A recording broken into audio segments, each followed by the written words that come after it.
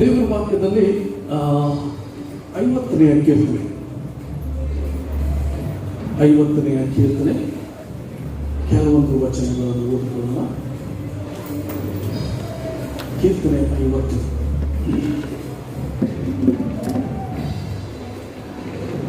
1ರಿಂದ ನಾವು 15 ವಚನಗಳವರೆಗೆ ಓದಿಕೊಳ್ಳೋದು ಕೆಲವೊಂದು ಅಥವಾ ಒಂದು ವಚನ ಮಾತ್ರ ನಾವು ಧ್ಯಾನ ಮಾಡಿಕೊಳ್ಳಬೇಕಿದೆ. ಕೀರ್ತನೆ 50 1ರಿಂದ 15 ವಚನಗಳು. ದೇವನಾದ ಯೆಹೋವನು ಪೂರ್ವದಿಂದ ಪಶ್ಚಿಮ ದಿಕ್ಕಿನವರೆಗೂ ಇರುವ ಭೂನಿವಾಸಿಗಳೆಲ್ಲರನ್ನು ತನ್ನ ಸನ್ನಿಧಿಯಲ್ಲಿ ಬರಬೇಕೆಂದು ಆಜ್ಞಾಪಿಸುತ್ತಾನೆ. ಅತ್ಯಂತ ರಮಣೀಯವಾಗಿರುವ ಚಿಯೋನಿನಲ್ಲಿರುವ ದೇವರು ಪ್ರಕಾಶಿಸುತ್ತಾನೆ. ನಮ್ಮ ದೇವರು ಪ್ರತ್ಯಕ್ಷನಾಗುವನು, ಎಷ್ಟು ಮಾತ್ರಕ್ಕೂ ಸುಮ್ಮನಿರುವುದಿಲ್ಲ. ಆತನ ಮುಂಭಾಗದಲ್ಲಿ ಬೆಂಕಿ ಪ್ರಜ್ವಲಿಸುತ್ತದೆ, ಆತನ ಸುತ್ತಲೂ ಬಿರುಗಾಳಿ ಬೀಸುತ್ತದೆ. ಆತನು ತನ್ನ ಪ್ರಜೆಗಳ ನ್ಯಾಯ ವಿಚಾರಣೆಯಲ್ಲಿ ಭೂಮ್ಯಾಕಾಶಗಳನ್ನು ಸಾಕ್ಷಿಗಳಾಗಿ ನೇಮಿಸುತ್ತಾನೆ. ನನ್ನೊಡನೆ ಯಜ್ಞದ ಮೂಲಕ ಒಡಂಬಡಿಕೆಯನ್ನು ಮಾಡಿಕೊಂಡ ನನ್ನ ಭಕ್ತರನ್ನು ನನ್ನ ಬಳಿಗೆ ಕರ್ಕೊಂಡು ಬನ್ನಿರಿ ಎಂದು ಆಜ್ಞಾಪಿಸುತ್ತಾನೆ. ದೇವರು ತಾನೇ ನ್ಯಾಯಾಧಿಪತಿ.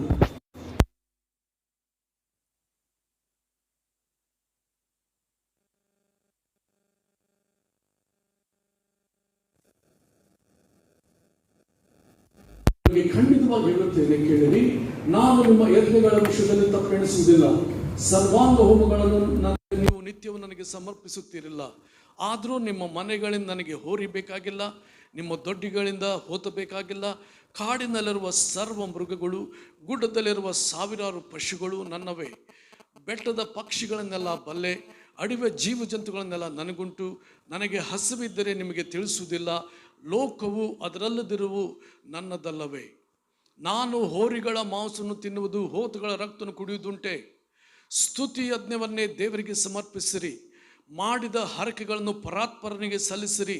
ಕಷ್ಟ ಕಾಲದಲ್ಲಿ ನನಗೆ ಮೊರೆಯಿಡಿರಿ, ಬಿಡಿಸುವೆನು, ಆಗ ನನ್ನನ್ನು ಕೊಂಡಾಡುವಿರಿ. ಪ್ರಾರ್ಥನೆ ಮಾಡಿಕೊಳ್ಳೋಣ. ಸ್ವಾಮಿ, ನಿನ್ನ ವಾಕ್ಯಗಳನ್ನು ನಾವು ಧ್ಯಾನಿಸುವಾಗ ವಾಕ್ಯದ ಸತ್ಯಗಳು ನಮ್ಮ ಹೃದಯದ ಆಳದಲ್ಲಿ ಇಳಿದು ಬರಲಿ ಎಂಬುದಾಗಿ ನಾವು ಪ್ರಾರ್ಥಿಸ್ತೇವೆ. ವಾಕ್ಯಗಳನ್ನು ಕದ್ದುಕೊಳ್ಳಬೇಕೆಂದು, ವಾಕ್ಯಗಳನ್ನು ನುಂಗಿ ಬಿಡಬೇಕೆಂದು ನೋಡುವ, ವಾಕ್ಯದ ವಿರುದ್ಧವಾಗಿ ಅಪಾರ್ಥಗಳನ್ನು ಕಲ್ಪಿಸಬೇಕೆಂದು ನೋಡುವ ಅಂಧಕಾರ ಶಕ್ತಿಗಳ ಯೋಜನೆಗಳನ್ನು ಯೇಸುವಿನ ನಾಮದಲ್ಲಿ ಬಂಧಿಸ್ತೇವೆ. ಯೇಸುವಿನ ನಾಮದಲ್ಲಿ, ಯೇಸುವಿನ ರಕ್ತದ ಶಕ್ತಿಯಲ್ಲಿ ಕರ್ತನೆ ಸ್ವಾಮಿ ನಮ್ಮನ್ನು ಬಿಡುಗಡೆ ಮಾಡಿಕೊಳ್ತೇವೆ. ಯೇಸು ಸ್ವಾಮಿ, ಬಾ ಸ್ವಾಮಿ, ನಮ್ಮ ಹೃದಯ ತಾರೆ. ನಿನ್ನ ವಾಕ್ಯವನ್ನು ನಮ್ಮಲ್ಲಿ ಬಿತ್ತು ನೀನು ಉಪದೇಶಿಸು. ನಿನ್ನ ಅಭಿಷೇಕವು ನಿನ್ನ ವಾಕ್ಯವನ್ನು ಅರ್ಥ ಮಾಡಿಕೊಳ್ಳುವಂತೆ ಅನುಗ್ರಹ ಮಾಡಲಿ ಸ್ವಾಮಿ. ನಿನ್ನ ಕೃಪಾಸ್ತಕ್ಕೆ ನಮ್ಮನ್ನು ಒಪ್ಪಿಸಿಕೊಡ್ತೇವೆ. ನೀನು ಕರ್ತನಾಗಿದ್ದು ಒಡೆಯನಾಗಿದ್ದು ನಡೆಸು. ಯೇಸುವಿನ ನಾಮದಲ್ಲಿ ಸ್ತುತಿಸಿ ಪ್ರಾರ್ಥಿಸಿ ಬೇಡ್ಕೊಂಡು ಹೊಂದಿದ್ದೇವೆ ಕರ್ತನೆ, ಆಮೇನ್. ಇಲ್ಲಿ ದೇವರು ಭೂಲೋಕದ ಎಲ್ಲ ಜನಾಂಗಗಳವರು, ಒಂದೇ ಜನಾಂಗ ಅಲ್ಲ, ಭೂಲೋಕದ ಎಲ್ಲ ಜನಾಂಗಗಳವರು ಪೂರ್ವ ಪಶ್ಚಿಮ ದಿಕ್ಕಿನವರೆಗೂ ಭೂನಿವಾಸಗಳೆಲ್ಲರನ್ನು ತನ್ನ ಸನ್ನಿಧಿಗೆ ಬರಬೇಕೆಂದು ಆತನು ಆಜ್ಞಾಪಿಸಿದ್ದನ್ನು ನೋಡುತ್ತೇವೆ. ದೇವರ ಒಂದು ಆಜ್ಞೆ, ನಾವು ಆತನ ಸನ್ನಿಧಿಗೆ ಬರಬೇಕು. ನಾವು ಯೋಚನೆ ಮಾಡ್ತೇವೆ, ನಾವು ಝೂಮ್ ಆ್ಯಪ್ನಲ್ಲಿ ನೋಡ್ತೇವೆ, ಅವಕಾಶ ಇದ್ರೂ ಅನೇಕರು ನಾವು ಬರುವುದಿಲ್ಲ. ಯಾಕೆಂದರೆ ಝೂಮ್ ಆ್ಯಪ್ನಲ್ಲೇ ಬರ್ತದೆ. ಝೂಮ್ ಆ್ಯಪ್ನಲ್ಲಿ ಬಂದಾಗ ಅಲ್ಲಿ ಆರಾಧನೆ ನಡೆಸೋರಿದ್ದಾಗ ನೀ ಏನು ಮಾಡ್ತಿರ್ಬೋದು? ನೀನು ಆರಾಧನೆ ಮಾಡ್ತಾ ಇರ್ತೀಯ, ಅಥವಾ ಮನೇಲಿ ಓಡಾಡ್ತಾ ಇರ್ತೀಯ, ಮನೆ ಕೆಲಸ ಮಾಡಿಕೊಂಡು ಅದನ್ನು ಕೇಳ್ತಾ ಇರ್ತೀಯ. ಅಲ್ಲಿ ಪೂರ್ಣವಾಗಿ ನಮ್ಮನ್ನು ತೊಡಗಿಸಿಕೊಳ್ಳುವುದಿಲ್ಲ. ಇಲ್ಲಿ ಕರ್ತನು ಹೇಳುವುದೇನೆಂದರೆ, ನಾವು ನೋಡ್ತೇವೆ, ಭೂನಿವಾಸಗಳೆಲ್ಲರನ್ನು ತನ್ನ ಸನ್ನಿಧಿಗೆ ಬರಬೇಕೆಂದು ಆತನು ಆಜ್ಞಾಪಿಸುತ್ತಾನೆ. ದೇವರು ಆಜ್ಞಾಪಿಸುವಂಥದ್ದು ನಾವು ಆತನ ಸನ್ನಿಧಿಗೆ ಬರಬೇಕು, ಆತನ ಸನ್ನಿಧಾನವನ್ನು ನಾವು ಬಯಸಬೇಕು. 15ನೇ ಕೀರ್ತನೆಯಲ್ಲಿ ನೋಡ್ತೇವೆ, ದೇವರು ಆಕಾಶದಿಂದ ಜನರನ್ನು ನೋಡಲಾಗಿ ಆತ ನೋಡ್ತಾನೆ. ನನ್ನ ಸನ್ನಿಧಿಯನ್ನು ಬಯಸುವ ಒಬ್ಬ ಬುದ್ಧಿವಂತನಾದರೂ ಇದ್ದಾನೋ ಎಂಬುದಾಗಿ ದೇವರು ನೋಡುವಾಗ ಒಬ್ಬನಾದರೂ ಇಲ್ಲ ಎಂಬುದಾಗಿ ಅಲ್ಲಿ ಹೇಳುತ್ತಾ ನೋಡ್ತೇವೆ. ದೇವರ ಸನ್ನಿಧಿ ಬಯಸುವಂಥ ಹೃದಯ ನಮ್ಮದಾಗಿರಬೇಕು. ದೇವರ ಸನ್ನಿಧಿಯಲ್ಲಿ ಬರುವಂಥ ಹೃದಯ ನಮ್ಮದಾಗಿರಬೇಕು. ಇಲ್ಲಿ ಕೂಡಿಕೊಳ್ಳುವಿಕೆ, ನಾವು ಕೂಡಿ ಬಂದು ಆರಾಧಿಸ್ತೇವೆ. ಕರ್ತನು ಬರುವಾಗ ನಾವೆಲ್ಲರೂ ಕೂಡಿ ಬರ್ತೇವೆ, ಅದು ಬೇರೆ ಈ ಸಮಯದಲ್ಲಿ ಪ್ರತಿ ರವಿವಾರ ನಾವು ಕೂಡಿ ಬರುವಾಗ ನಾವು ನೋಡ್ತೇವೆ ಕರ್ತನು ನಮ್ಮ ಮಧ್ಯದಲ್ಲಿರ್ತಾನೆ. ಎಲ್ಲಿ ಇಬ್ಬರಾಗಲಿ ಮೂರಾಗಲಿ ನನ್ನ ಹೆಸರಿನಲ್ಲಿ ಕೂಡಿ ಬರುತ್ತಾರೋ ಅವರ ನಡುವೆ ನಾನು ಇದ್ದೇನೆ ಎಂಬುದಾಗಿ ಹೇಳಿದಂಥ ಕರ್ತನು ನಮ್ಮ ಮಧ್ಯದಲ್ಲಿ ಇದ್ದಾನೆ. ಇಲ್ಲಿ ಆತನು ಬಯಸುವುದೇನೆಂದರೆ ನಾವು ಕೂಡಿ ಬರಬೇಕು. ಇದನ್ನು ಇಬ್ರಿಯರಿಗೆ ಬರೆದ ಪತ್ರಿಕೆ 10ನೇ ಅಧ್ಯಾಯದಲ್ಲಿ ನಾವು ನೋಡ್ತೇವೆ, ಅನೇಕರು ರೂಢಿಯಾಗಿ ಅದನ್ನು ಬಿಟ್ಟಿರೋ ಪ್ರಕಾರ ನಾವು ಬಿಟ್ಟು ಬಿಡದೆ ಕರ್ತನ ಸನ್ನಿಧಿಯಲ್ಲಿ ಕೂಡಿ ಬರುವುದನ್ನು ಮಾಡೋಣ ಎಂಬುದಾಗಿ ಅದರ 25ನೇ ವಚನದಲ್ಲಿ ಇಬ್ರಿಯ 10:25 ಹೇಳುವುದನ್ನು ನಾವು ನೋಡ್ತೇವೆ. ನಾವು ಆತನ ಸನ್ನಿಧಿಗೆ ಬರಬೇಕು, ಕರ್ತನ ಸನ್ನಿಧಿಗೆ ನಾವು ಕೂಡಿ ಬರಬೇಕೆಂಬುದಾಗಿ ಇಲ್ಲ ನೋಡುವುದನ್ನು ನಾವು ನೋಡ್ತೇವೆ. ಇಲ್ಲಿ ಕರ್ತನ ಬಗ್ಗೆ, ಆತನ ಪ್ರಸನ್ನತೆ ಬಗ್ಗೆ ಹೇಳ್ತಾ ನೋಡ್ತೇವೆ. ಅತ್ಯಂತ ರಮಣೀಯವಾದ ಜೀವನದಲ್ಲಿರುವ ದೇವರು ಪ್ರಕಾಶಿಸುತ್ತಾನೆ. ದೇವರು ಪ್ರಕಾಶಿಸ್ತಾನೆ. ಇಸ್ರಾಯೇಲರು ಕರ್ತನ ಪ್ರಸನ್ನತೆಯನ್ನು ಅವರು ಬರಿಗಣ್ಣಿಂದ ನೋಡಲಿಕ್ಕೆ ಸಾಧ್ಯತೆ ಇತ್ತು. ಆ ದೇವದರ್ಶನದ ಗುಡಾರದ ಮೇಲೆ ಮೇಘ ಒಂದು ಸ್ತಂಭ ಕಾಣಿಸ್ಕೊಳ್ತಾ ಇತ್ತು, ಅಥವಾ ರಾತ್ರಿ ಸಮಯಗಳಲ್ಲಿ ಅಗ್ನಿಸ್ತಂಭ ಕಾಣಿಸ್ಕೊಳ್ತಾ ಇತ್ತು. ದೇವರವರೊಡನೆ ಮಾತಾಡುವಾಗ ಹಗಲಿನಲ್ಲಿಯೇ ಮೇಘ ಸ್ತಂಭ ಹೊಳಿಲಿಕ್ಕೆ ಆರಂಭಿಸ್ತಾ ಇತ್ತು. ಆಗ ದೇವರೇನೋ ಮಾತಾಡಲಿಕ್ಕಿದ್ದಾನೆ ಎಂಬುದಾಗಿ ಮೋಶೆ ಗುಡಾರದೊಳಗೆ ಹೋಗುವುದನ್ನು ನಾವು ನೋಡುತ್ತೇವೆ. ಸೊಲೊಮೋನನು ದೇವರ ಆಲಯವನ್ನು ಕಟ್ಟಿದ ಮೇಲೆ ನಾವು ನೋಡ್ತೇವೆ ದೇವರ ಒಂದು ಪ್ರಸನ್ನತೆ ಮೇಘದೋಪಾದಿಯಲ್ಲಿ ತುಂಬಿಕೊಂಡಿತು ಎಂಬುದು ನೋಡ್ತೇವೆ. ಅಲ್ಲಿ ಯಾಜಕರು ಒಳಗೆ ಹೋಗ್ಲಿಕ್ಕೆ ಆಗಲಿಲ್ಲ, ಯಾಜಕರು ಒಳಗೆ ಹೋಗ್ಲಿಕ್ಕೆ ಆಗಲಿಲ್ಲ ಎಂಬುದಾಗಿ ನಾವು ನೋಡ್ತೇವೆ. ದೇವರ ಪ್ರಸನ್ನತೆ ಅಷ್ಟು ಬಲವಾಗಿ ಅಲ್ಲಿ ತುಂಬಿಕೊಂಡಿತು ಎಂಬುದು ನೋಡ್ತೇವೆ. ನಾವು ದೇವರ ಸನ್ನಿಧಾನಕ್ಕೆ ಬರುವಾಗ ದೇವರ ಸನ್ನಿಧಿ ನಮ್ಮ ಕಣ್ಣಿಗೆ ಬರಿಗಣ್ಣಿಗೆ ಕಾಣದೆ ಹೋದರೂ ಆತನು ಇಲ್ಲಿದ್ದಾನೆ. ದೇವರ ಬಳಿಗೆ ಬರುವವನು ಆತನು ಇದ್ದಾನೆ, ತನ್ನನ್ನು ಹುಡುಕರಿಗೆ ಪ್ರತಿಫಲ ಕೊಡುತ್ತಾನೆ ಎಂಬುದಾಗಿ ನಂಬುವುದು ಅವಶ್ಯ. ಕರ್ತನು ಇಲ್ಲಿದ್ದ ನಮ್ಮ ದೃಷ್ಟಿ ನಾವು ಆರಾಧನೆಗೆ ಬರುವಾಗ ನಾವು ನೋಡ್ತೇವೆ ಆತನ ಮೇಲೆ ಇರಬೇಕು. ನಮ್ಮ ದೃಷ್ಟಿ ಆ ಕಡೆ ಈ ಕಡೆ ಅಲ್ಲ, ನಮ್ಮ ಮನಸ್ಸು ಆ ಕಡೆ ಈ ಕಡೆ ಅಲ್ಲ, ಕರ್ತನ ಮೇಲೆ ನಮ್ಮ ಮನಸ್ಸು ಇರುವುದಾಗಿರ್ಬೇಕೆಂಬುದಾಗಿ ನೋಡುತ್ತೇವೆ. ಅಲ್ಲಿ ಆತನ ಪ್ರಸನ್ನತೆ ಬಗ್ಗೆ ನೋಡ್ತೇವೆ. ನಮ್ಮ ದೇವರು ಪ್ರತ್ಯಕ್ಷನಾಗುವನು, ಎಷ್ಟು ಮಾತ್ರಕ್ಕೂ ಸುಮ್ಮನೆ ಇರುವುದಿಲ್ಲ. ಮುಂಭಾಗದಲ್ಲಿ ಬೆಂಕಿ ಪ್ರಜ್ವಲಿಸುತ್ತದೆ, ಆತನ ಸುತ್ತಲೂ ಬಿರುಗಾಳಿ ಬೀಸುತ್ತದೆ. ಆತನು ಬೇರೆ ಬೇರೆ ಸಮಯದಲ್ಲಿ ಬೇರೆ ಬೇರೆ ರೀತಿಯಿಂದ ತನ್ನನ್ನು ತೋರಿಸಿಕೊಳ್ತಾನೆ. ಮೋಶೆಗೆ ಆತನು ಕಾರ್ಗತ್ತಲಾದ ಮೋಡದಲ್ಲಿ, ಒಂದು ಕಾರ್ಮೋಡದಲ್ಲಿ ಆತನು ಕರೀತಾ ಇದ್ದ. ಆ ಕಾರ್ಮೋಡದೊಳಗಿಂದ ನಾವು ನೋಡುತ್ತೇವೆ ಅನೇಕ ಸಿಡಿಲುಗಳು, ಬೆಳಕು ಬರ್ತಾ ಇದ್ದದನ್ನು ನೋಡುತ್ತೇವೆ. ಎಲಿಯನ್ನು ಕೂಡ ನೋಡ್ತೇವೆ, ಆತನು ಬರುವಾಗ ಬಿರುಗಾಳಿ, ಗುಡುಗು, ಭೂಕಂಪ. ಆದರೂ ಕೂಡ ಆತನು ಮಾತಾಡಿದ್ದು ಸ್ಟಿಲ್ ಸ್ಮಾಲ್ ವಾಯ್ಸ್, ಆತನ ಹೃದಯದೊಳಗೆ ಚಿಕ್ಕದಾದ ಧ್ವನಿಯಿಂದ ಮಾತಾಡಿದನು ಎಂಬುದಾಗಿ ನಾವು ನೋಡ್ತೇವೆ. ಇವತ್ತಿನ ದಿವಸಗಳಲ್ಲಿ ಕರ್ತನು ಯಾವ ರೀತಿ ಮಾತಾಡ್ತಾನೆ? ಭಾಗವಾಗಿ ಮಾತಾಡಿದ ದೇವರು.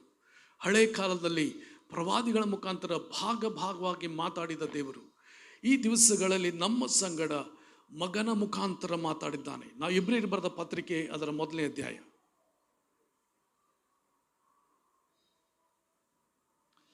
ಇಬ್ರಿಯರಿಗೆ ಬರೆದ ಪತ್ರಿಕೆ 1ನೇ ಅಧ್ಯಾಯ ಮೊದಲು 2 ವಚನಗಳು.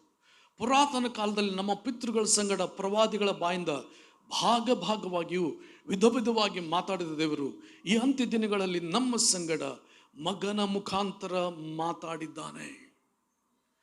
ಕರ್ತನಾದ ಯೇಸು ಸ್ವಾಮಿ ಮುಖಾಂತರ ನಮ್ಮೊಡನೆ ಆತನು ಮಾತಾಡುತ್ತಾನೆ.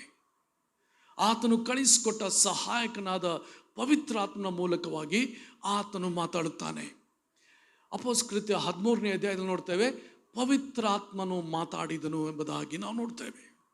ಕರ್ತನು ಯಾವುದೇ ರೀತಿಯಿಂದ ನಮ್ಮೊಡನೆ ಮಾತಾಡಬಹುದು. ಅದು ಬಿರುಗಾಳಿ ಅಂತ ಬರಲಿಕ್ಕಿಲ್ಲ. ನಾವು ನೋಡ್ತೇವೆ ಅದು ದೊಡ್ಡ ಒಂದು ಏನೋ ಸಂಗತಿ ಸಂಭವಿಸಿ ಮಾತಾಡಲಿಕ್ಕಿಲ್ಲ. ಆತನು ನಮ್ಮೊಡನೆ ಹೃದಯದಲ್ಲಿ ಮಾತಾಡುವಂತನಾಗಿರ್ತಾನೆ. ದೇವರು ಪ್ರಕಾಶಿಸಿದ ಆತನ ಮಹಿಮೆ ನಾವು ನೋಡಿಲ್ಲ. ಆತನ ಮಹಿಮೆ ನಾವು ತಿಳ್ಕೊಳ್ಳೋದಾಗಿದ್ದರೆ, ಆತನು ಎಷ್ಟು ದೊಡ್ಡವನು ಎಂಬುದಾಗಿ ನಾವು ಗುರುತಿಸುವುದಾಗಿದ್ದರೆ, ನಾವು ನೋಡುತ್ತೇವೆ ಲೋಕದ ಸಂಗತಿಗಳಲ್ಲಿ ನಾವು ಅಷ್ಟಾಗಿ ಮನಸ್ಸು ಕೊಡುವುದಿಲ್ಲ. ಅಷ್ಟು ದೊಡ್ಡದಾದ ದೇವರು ಆತನಾಗಿದ್ದಾನೆ. ಆತನು ಭಯಂಕರನಾದ ದೇವರು, ಆತನು ಬಹಳ ದೊಡ್ಡವನು, ನಮ್ಮ ಕಲ್ಪನೆಗೆ ಮೀರಿ ದೊಡ್ಡವನಾಗಿದ್ದಾನೆ. ನಾವು ಆತನ ಒಂದು ದೊಡ್ಡ ಸ್ಥಿತಿ ಪರಾತ್ಪರನಾದ ದೇವರು ಎಂಬುದಾಗಿ ಹೇಳಲ್ಪಡ್ತವೆ. ಮತ್ತು ಆತನ ಬಗ್ಗೆ ಮಹೋನ್ನತನಾದ ದೇವರು ಎಲ್ ಎಲಿಯೋನ್ ಎಂಬುದಾಗಿ ಕರೆಯಲ್ಪಟ್ಟಿದ್ದಾನೆ. ಅಂದರೆ ಅತ್ಯುನ್ನತನು, ಆತನಷ್ಟು ಉನ್ನತನಾದ ದೇವರು ಯಾರೂ ಇಲ್ಲ. ಪರಾತ್ಪರನು ಅಂದರೆ ಮತ್ತೊಂದು ಸಂಗತಿ ದೇವರ ಬಗ್ಗೆ ನೋಡುತ್ತೇವೆ, ಸರ್ವಶಕ್ತನಾದವರು ಎಲ್ ಶದಾಯ್. ಎಲ್ ಶದಾಯ್ ಆಗಿರುವ ಆತನಂದರೆ ಆತನಷ್ಟು ಶಕ್ತಿಯುಳ್ಳವನು, ಆತನಷ್ಟು ದೊಡ್ಡವನು ಯಾರೂ ಇಲ್ಲ. ಅದೇ ಸಮಯದಲ್ಲಿ ಆತನು ಪ್ರೀತಿಯುಳ್ಳವನು, ಕನಿಕರವುಳ್ಳ ತಂದೆ ಎಂಬುದಾಗಿ ನಾವು ನೋಡ್ತೇವೆ. ನಮ್ಮ ಪ್ರತಿಯೊಂದು ವಿಷಯಗಳಲ್ಲಿ ಕಾಳಜಿ ವಹಿಸುವಂಥ ಕರ್ತನು ಆತನಾಗಿದ್ದಾನೆ. ಆತನು ತನ್ನ ಪ್ರಜೆಗಳ ನ್ಯಾಯ ವಿಚಾರಣೆಯಲ್ಲಿ, ಕೀರ್ತನೆ 50 ಅದರ 4ನೇ ವಚನ, ಆತನು ತನ್ನ ಪ್ರಜೆಗಳ ನ್ಯಾಯ ವಿಚಾರಣೆಯಲ್ಲಿ ಭೂಮ್ಯಾಕಾಶಗಳನ್ನು ಸಾಕ್ಷಿಗಳಾಗಿ ನೇಮಿಸುತ್ತಾನೆ. ಭೂಮ್ಯಾಕಾಶಗಳನ್ನು ಸಾಕ್ಷಿಗಳಾಗಿ ನಿಲ್ಲಿಸ್ತಾನೆ. ಪ್ರವಾದನೆ ಗ್ರಂಥಗಳಲ್ಲಿ ನಾವು ನೋಡುವಾಗ ಭೂಮ್ಯಾಕಾಶಗಳು ನಮ್ಮ ವಿಷಯವಾಗಿ ಸಾಕ್ಷಿ ಕೊಡ್ತೇವೆ. ನಾವು ಮಾಡಿದ ಒಳ್ಳೆಯ ಸಂಗತಿಗಳಿಗಾಗಲಿ ಕೆಟ್ಟ ಸಂಗತಿಗಳಿಗಾಗಲಿ ಅವು ಸಾಕ್ಷಿ ಕೊಡ್ತೇವೆ. ಪ್ರವಾದನ ಗ್ರಂಥದಲ್ಲಿ ನೋಡುವಾಗ ನಾವು ನೋಡ್ತೇವೆ, ಗೋಡೆಯೊಳಗಿನ ಕಲ್ಲು ನಿನ್ನ ವಿರುದ್ಧವಾಗಿ ಸಾಕ್ಷಿ ಕೊಡ್ತದೆ. ನೀನು ಯಾವ ಕೋಣೆಯಲ್ಲಿ ಪಾಪ ಮಾಡಿದ್ದು ಆ ಕೋಣೆಯಲ್ಲಿರುವಂಥ ಗೋಡೆಯೊಳಗಿರುವಂಥ ಕಲ್ಲು ನಿನ್ನ ವಿರುದ್ಧವಾಗಿ ಸಾಕ್ಷಿ ಕೊಡ್ತದೆ ಎಂಬುದಾಗಿ ಅಲ್ಲಿ ಪ್ರವಾದನ ಗ್ರಂಥದಲ್ಲಿ ನಾವು ನೋಡುವುದನ್ನು ನೋಡ್ತೇವೆ. ಆದ ಕಾರಣ ದೇವರ ಭಯ ಉಳ್ಳವರಾಗಿ ನಾವು ನೋಡ್ತೇವೆ, ಕರ್ತನ ಒಂದು ಮಾರ್ಗದಲ್ಲಿ ನಡೆಯೋರಾಗಿ ನಾವು ಆತನನ್ನು ಪ್ರೀತಿಸುವರಾಗಿರಬೇಕು. 5ನೇ ವಚನ ತಿರುಗಿ ಒಂದವರ್ತೆ ಕರ್ತನು ಅಲ್ಲಿ ಕೂಡಿ ಬರೋದ್ರ ಬಗ್ಗೆ ಹೇಳ್ತಾನೆ, ನನ್ನೊಡನೆ ಯಜ್ಞದ ಮೂಲಕ ಒಡಂಬಡಿಕೆ ಮಾಡಿಕೊಂಡ ನನ್ನ ಭಕ್ತರನ್ನು ನನ್ನ ಬಳಿಗೆ ಕರ್ಕೊಂಡು ಬನ್ನಿರಿ ಎಂದು ಆಜ್ಞಾಪಿಸುತ್ತಾನೆ. ಅಲ್ಲಿ ಆತನು ಹೇಳುವಂಥ ಸಂಗತಿ, ನನ್ನೊಡನೆ ಯಜ್ಞದ ಮೂಲಕ ಒಡಂಬಡಿಕೆ. ನಾವು ಹಳೆ ಒಡಂಬಡಿಕೆಯ ಜನರು ನಾವಾಗಿಲ್ಲ, ನಾವು ಹೊಸ ಒಡಂಬಡಿಕೆಯ ಜನರಾಗಿದ್ದೇವೆ. ಮೋಶೆ ಅಲ್ಲಿ ಹೋರಿ ಕರುಗಳ ರಕ್ತವನ್ನು ತೆಗೆದುಕೊಂಡು 23ನೇ ವಿಮೋಚನ ಕಾಂಡ ಮತ್ತು ಅದರ 25ನೇ ಅಧ್ಯಾಯ ವಿಮೋಚನ ಕಾಂಡಗಳಲ್ಲಿ ಜನರ ಮೇಲೆ ಆ ರಕ್ತವನ್ನು ಚಿಮುಕಿಸಿ ಆತನು ಹೇಳ್ತಾನೆ, ಇದು ದೇವರೊಂದಿಗೆ ಮಾಡಿಕೊಂಡ ಒಡಂಬಡಿಕೆಯನ್ನು ಸೂಚಿಸ್ತದೆ ಎಂಬುದಾಗಿ ಜನರ ಮೇಲೆ ಆ ರಕ್ತವನ್ನು ಚಿಮುಕಿಸುವುದನ್ನು ನೋಡ್ತೇವೆ. ಹಾಗಾದರೆ ಹೊಸ ಒಡಂಬಡಿಕೆಯ ರಕ್ತ ಏನು ಮಾಡ್ತಿದ್ರಿ? ಆ ಒಡಂಬಡಿಕೆ ನಮ್ಮನ್ನು ಶುದ್ಧ ಮಾಡಿದೆ, ನಮ್ಮನ್ನು ತೊಳೆದು ಶುದ್ಧ ಮಾಡಿದೆ, ನಮ್ಮ ಪಾಪಗಳಿಂದ ನಮ್ಮನ್ನು ಬಿಡಿಸಿದೆ, ಪಾಪದ ಸ್ವಭಾವದಿಂದ ನಮ್ಮನ್ನು ಬಿಡಿಸಿ ನಮ್ಮನ್ನು ಹೊಸ ಮನುಷ್ಯರನ್ನಾಗಿ ಮಾಡಿದೆ. ಆ ಒಡಂಬಡಿಕೆ ಜನರಾದ ನಮ್ಮನ್ನು ಅಲ್ಲಿ ಕರ್ತನು ಹೇಳ್ತಾನೆ, ಯಜ್ಞದ ಮೂಲಕ ಒಡಂಬಡಿಕೆ ಮಾಡಿಕೊಂಡ ನನ್ನ ಭಕ್ತರನ್ನು ನನ್ನ ಬಳಿಗೆ ಕರ್ಕೊಂಡು ಬನ್ನಿರಿ. ಮೊದಲನೇದಾಯದಲ್ಲಿ ನೀವು ಬರಬೇಕು ಅಂತ ಹೇಳ್ತಾನೆ, ಅಷ್ಟೇ ಸಮಯದಲ್ಲಿ ನಾ ಹೇಳ್ತಾನೆ ಬೇರೆಯವ್ರನ್ನು ಕೂಡ ಕರ್ಕೊಂಡು ಬನ್ನಿರಿ, ಕರ್ತನ ಸನ್ನಿಧಿಗೆ ಕರ್ಕೊಂಡು ಬನ್ನಿರಿ ಎಂಬುದಾಗಿ ಅಲ್ಲಿ ಕರ್ತನು ತಾನೇ ಆಜ್ಞಾಪಿಸುವುದನ್ನು ನೋಡುತ್ತೇವೆ. 6ನೇ ವಚನಕ್ಕೆ ಬರೋಣ. ದೇವರು ತಾನೇ ನ್ಯಾಯಾಧಿಪತಿ, ಆತನು ನೀತಿ ಸ್ವರೂಪನೆಂದು ಆಕಾಶ ಮಂಡಲವು ಘೋಷಿಸುತ್ತದೆ. ಆಕಾಶ ಮಂಡಲ ಘೋಷಿಸುತ್ತದೆ, ಆತನು ನೀತಿ ಸ್ವರೂಪಿ. ಅಷ್ಟಲ್ಲದೆ ದೇವರು ಹೊಸ ಭೂಮಂಡಲವನ್ನು, ಹೊಸ ಆಕಾಶ ಮಂಡಲವನ್ನು ಆತನು ಸೃಷ್ಟಿಸಲಿಕ್ಕಿದ್ದಾನೆ. ನಿನ್ನೆಯ ಒಂದು ನ್ಯೂಸ್ನಲ್ಲಿ ನಾವು ನೋಡಿದ್ದೇವೆ, ಒಂದು ದೊಡ್ಡ ನಕ್ಷತ್ರ ಸ್ಫೋಟವಾಗಿ ಉರಿದು ಹೋಯ್ತ್ರಿ. ಬಹುಶಃ ಸೂರ್ಯನಿಗಿಂತಲೂ 1000 ಪಟ್ಟು ದೊಡ್ಡದಾದ ನಕ್ಷತ್ರ ಅದು ಆಕಾಶದಲ್ಲಿ ಸುಟ್ಟು ಬೂದಿ ಆಯ್ತು ಎಂಬುದಾಗಿ ಅವರು ಹೇಳಿದರು. ಸ್ಫೋಟ ಆಗಿ ಹೋಯ್ತು. ಅದನ್ನು ಫೋಟೋ ತೆಗೆದರು ಖಗೋಳಜ್ಞರು. ಇದು ಮೊದಲನೇ ಸಾರಿ ಈ ನಕ್ಷತ್ರ ಸ್ಫೋಟವಾಗುವಂಥ ಚಿತ್ರಣ ಅವರಿಗೆ ಸಿಕ್ತು. ಇಲ್ಲ ನೋಡ್ತೇವೆ, ಇದರ ಅರ್ಥ ಬೇಗನೆ ದೇವರು ಭೂಮಂಡಲವನ್ನು, ಆಕಾಶ ಮಂಡಲವನ್ನು ಹೊಸದಾಗಿ ಬೇಗನೆ ಮಾಡಲಿಕ್ಕಿದ್ದಾನೆ ಎಂಬುದಾಗಿ ನಾವು ನೋಡ್ತೇವೆ. ಇದು ಹೊಸ ಯುಗ ಆರಂಭದ ಪ್ರಸವ ಇದನೆ. ಈಗಿನ ಜಗತ್ತು ನೋಡುವಾಗ ವಿಚಿತ್ರವಾದ ಸಂಗತಿ ನಡೀತಾ ಇವೆ. ಎಲ್ಲ ಕಡೆ ಫ್ಲಡ್ಸು, ಎಲ್ಲ ಕಡೆ ಭಾಳಷ್ಟು ಪ್ರವಾಹಗಳು ನೋಡೋದು. ಇಡೀ ಜಗತ್ತು ನೀರಿನಲ್ಲಿ ಮುಳುಗಿ ಹೋಗ್ತಿತ್ತು ಅಂಬಂತ ಅನಿಸುತ್ತೆ. ಚೈನಾದಲ್ಲಿ, ಯುರೋಪ್ನಲ್ಲಿ ಅನೇಕ ರಾಷ್ಟ್ರಗಳು ಅವರು ಭಾಳ ಐಶ್ವರ್ಯವಂತರ ಹಂಚ್ಕೊಂಡ ರಾಷ್ಟ್ರಗಳ ಒಂದು ಎಲ್ಲ ಸಂಗತಿಗಳು ಕೊಚ್ಕೊಂಡು ಹೋಗ್ಯಾವ್ರಿ. ಗ್ರೀಸ್ನಲ್ಲಿ ಒಂದು ಕಡೆ ಪ್ರವಾಹ, ಇನ್ನೊಂದು ಕಡೆ ಬೆಂಕಿ. ಒಂದು ಕಡೆ ಕಾಳ್ಗಿಚ್ಚು ಉರಿತಾ ಇದೆ, ಒಂದು ಕಡೆ ಪ್ರವಾಹ ಜನರನ್ನು ಹೊಡ್ಕೊಂಡು ಹೋಗ್ತಾ ಇದೆ. ಟರ್ಕಿಯಲ್ಲೂ ಕೂಡ ಅದೇ, ಒಂದು ಕಡೆ ಬೆಂಕಿ ಉರಿತಾ ಇದೆ, ಇನ್ನೊಂದು ಕಡೆ ಪ್ರವಾಹ ಜನರನ್ನು ಹೊಡ್ಕೊಂಡು ಹೋಗ್ತಾ ಇದೆ. ಎಲ್ಲ ಕಡೆ ಪ್ರವಾಹ ಬಂದರೆ ಇರಾನ್ ದೇಶದಲ್ಲಿ ಜನರಿಗೆ ಕುಡಿಯೋದಕ್ಕೆ ನೀರಿಲ್ಲ. ಆಫ್ರಿಕಾ ದೇಶದಲ್ಲಿ 3 ವರ್ಷಗಳಿಂದ ಮಳೆ ಇಲ್ಲ, ಜನರು ಊಟ ಇಲ್ಲದೆ ಸಾಯ್ತಾ ಇದ್ದಾರೆ. ವಿಚಿತ್ರವಾದ ಸಂಗತಿಗಳಲ್ಲಿ ಜಗತ್ತು ಹೋಗ್ತಾ ಇದೆ. ನಾವು ಅದನ್ನು ನೋಡುವಾಗ ನಮ್ಮ ಜಗತ್ತಿಗೆ ಏನಾಗ್ತಾ ಇದೆ, ನಮ್ಮ ಜಗತ್ತಿಗೆ ಏನಾಗ್ತಿದೆ ಎಂಬುದಾಗಿ ನಾವು ಯೋಚನೆ ಮಾಡ್ತಾ ಇದ್ದೇವೆ. ಇದು ಹೊಸ ಯುಗದ ಪ್ರಸವ ವೇದನೆಯ ಪ್ರಾರಂಭ. ಹೊಸ ಯುಗ ಬೇಗನೆ ಬರಲಿಕ್ಕಿದೆ. ಆದ ಕಾರಣ ನಾವು ಈ ದಿವಸಗಳಲ್ಲಿರುವಂಥ, ನಾವು ಕಡೆಯ ದಿವಸಗಳಲ್ಲಿರುವಂಥ ನಾವು ಈ ಪ್ರವಾದನೆಯೇ, ಕರ್ತನು ಹೇಳಿದ ಪ್ರವಾದನೆಗಳು ನಮ್ಮ ಕಣ್ಣೆದುರಿಗೆ ನಡೆಯುವುದನ್ನು ನೋಡ್ತಾ ಇರುವಂಥ ನಾವು ಧನ್ಯರು. ನಾವು ಆದರೆ ಎಚ್ಚರಿಕೆಯಿಂದ ಕಾದುಕೊಳ್ಳೋಣ. ಎಲ್ಲ ಸಂಗತಿಗಳಿರುವಾಗ ಅದು ಬಾಗಿಲಲ್ಲೇ ಇದೆ. ಕರ್ತನ ದಿನವು ಬಾಗಿಲಲ್ಲೇ ಇದೆ ಎಂಬುದಾಗಿ ನಾವು ತಿಳ್ಕೊಳ್ಳೋರಾಗಿರಬೇಕು. ಮುಂದೆ ಕರ್ತನು ಹೇಳ್ತಾನೆ, ಆತನು ಹೇಳುವಂಥ ಉದ್ದೇಶ ನಾವು ನೋಡ್ತೇವೆ 7ನೇ ವಚನದಿಂದ. ಆತನು ಆಜ್ಞಾಪಿಸುವುದೇನೆಂದರೆ, ಪ್ರಜೆಗಳಿರ ಇಸ್ರಾಯೇಲರೇ, ದೇವರಾದ ನಾನೇ ನಿಮ್ಮ ದೇವರು, ನಿಮಗೆ ಖಂಡಿತವಾಗಿ ಹೇಳುತ್ತೇನೆ ಕೇಳಿರಿ. ನಿಮ್ಮ ಯಜ್ಞಗಳ ವಿಷಯದಲ್ಲಿ ತಪ್ಪೆಣಿಸುವುದಿಲ್ಲ, ಸರ್ವಾಂಗಗಳನ್ನು ನೀವು ನನಗೆ ನತ್ಯವೂ ಸಮರ್ಪಿಸುತ್ತಿರಲ್ಲ. ಇಸ್ರಾಯೇಲರಲ್ಲಿ ದೇವರನ್ನು ಮೆಚ್ಚಿಸಬೇಕಾದರೆ, ಕೊಂಡಾಡಬೇಕಾಗಿದ್ದರೆ ಅವರು ಒಂದು ತ್ಯಾಗ ಮಾಡಬೇಕಾದ, ಏನಾದರೂ ಉತ್ತಮವಾದ ಪಶು ಅವರಲ್ಲಿರೋದಾದರೆ ಅದನ್ನು ಯಜ್ಞವಾಗಿ ಅರ್ಪಿಸಿ ಅವರು ದೇವರನ್ನು ಸ್ತೋತ್ರ ಮಾಡಬೇಕಾಗಿತ್ತು. ಈಗಿನ ದಿವಸಗಳಲ್ಲಿ ನಾವು ಯಾವುದನ್ನು ಅರ್ಪಿಸುವಂಥ ಅವಶ್ಯಕತೆ ಇಲ್ಲ. ನಮ್ಮ ಜೀವನವನ್ನೇ ಕರ್ತನಿಗೆ ಅರ್ಪಿಸಿ ನಾವು ಕರ್ತನನ್ನು ಕೊಂಡಾಡೋಣ, ನಾವು ಆತನಿಗೆ ಮಹಿಮೆ ಸಲ್ಲಿಸೋಣ. ಅಲ್ಲಿ ದೇವರು ಬಯಸುವುದನೆಂದರೆ, ಅಂಥ ಸಂಗತಿಗಳು, ಅಂಥ ಕಾಣಿಕೆಗಳು ನನಗೆ ಬೇಕಾಗಿಲ್ಲ. ನಿಮ್ಮ ಹೃದಯದಿಂದ ಬರುವಂಥ ಸ್ತೋತ್ರ ನನಗೆ ಬೇಕು ಎಂಬುದಾಗಿ ದೇವರು ಇಲ್ಲಿ ಹೇಳ್ತಾ ಇರೋದು ನೋಡ್ತೇವೆ. ನಿಮ್ಮ ಹೃದಯ ಮೂಲಕ ಬರುವಂಥ ಸ್ತೋತ್ರ. ಒಂದು ವೇಳೆ ಕರ್ತನು ಕೊಡುವಂಥ ಯೋಚನೆ, ನೀವು ಯೋಚನೆ ಮಾಡ್ತಿರ್ಬೋದು, ನನ್ನ ಕಿವಿ ಎಷ್ಟು ಸ್ಪಷ್ಟವಾಗಿ ಕೇಳ್ತದೆ, ಕರ್ತನೇ ನಿನ್ನ ಕಿವಿಯನ್ನು ಉಂಟು ಮಾಡಿದ ದೇವರೇ ನಿನಗೆ ಸ್ತೋತ್ರ ಎಂಬುದಾಗಿ ನಿಮ್ಮ ಕಿವಿಯ ಬಗ್ಗೆ ನೀವು ಸ್ತೋತ್ರ ಮಾಡ್ತಾ ಇರ್ಬೋದು. ದೇವರೇ ನನ್ನ ಕಣ್ಣು ಎಷ್ಟು ಸ್ಪಷ್ಟವಾಗಿ ಕಾಣ್ತದೆ, ದೇವರೇ ನನ್ನ ಉತ್ತಮವಾದ ಕಣ್ಣುಗಳಿಗಾಗಿ ನಿನಗೆ ಸ್ತೋತ್ರ. ಅನೇಕರಿಗೆ ಕಣ್ಣಿಲ್ಲ, ಅನೇಕರು ಸೋಡಾ ಗ್ಲಾಸ್ ಚಸ್ಮಾ ಹಾಕೊಂಡು ಕಷ್ಟಪಡ್ತಾರೆ ನೋಡಲಿಕ್ಕೆ. ಅದು ನಮಗಾದರೂ ಸ್ವಚ್ಛವಾದ ಕಣ್ಣು ಕೊಟ್ಟಿದ್ದೀವಿ ಸ್ವಾಮಿ, ಅದಕ್ಕಾಗಿ ನಿನಗೆ ಸ್ತೋತ್ರ ಎಂಬುದಾಗಿ ಹೇಳ್ಬೋದು. ನಮ್ಮ ಮಿದುಳು ಸರಿಯಾಗಿ ಕೆಲಸ ಮಾಡ್ತಾ ಇದೆ, ನಮ್ಮ ಬುದ್ಧಿ ಸರಿಯಾಗಿ ಕೆಲಸ ಮಾಡ್ತದೆ. ನಾವು ಹುಟ್ಟಿದಕ್ಕಿಂತ ಮುಂಚಿನಿಂದಲೇ ನಮ್ಮ ಹೃದಯ ಹೊಡಿತಾ ಇದೆ. ತಾಯಿ ಗರ್ಭದೊಳಗಿರುವಾಗಲೇ, ಇನ್ನು ಗರ್ಭದಿಂದ ನಾವು ಹೊರಗೆ ಬಂದಿಲ್ಲ, ಆಗಲೇ ನಮ್ಮ ಹೃದಯ ಬಡಿತ ಆರಂಭ ಆಗಿದೆ.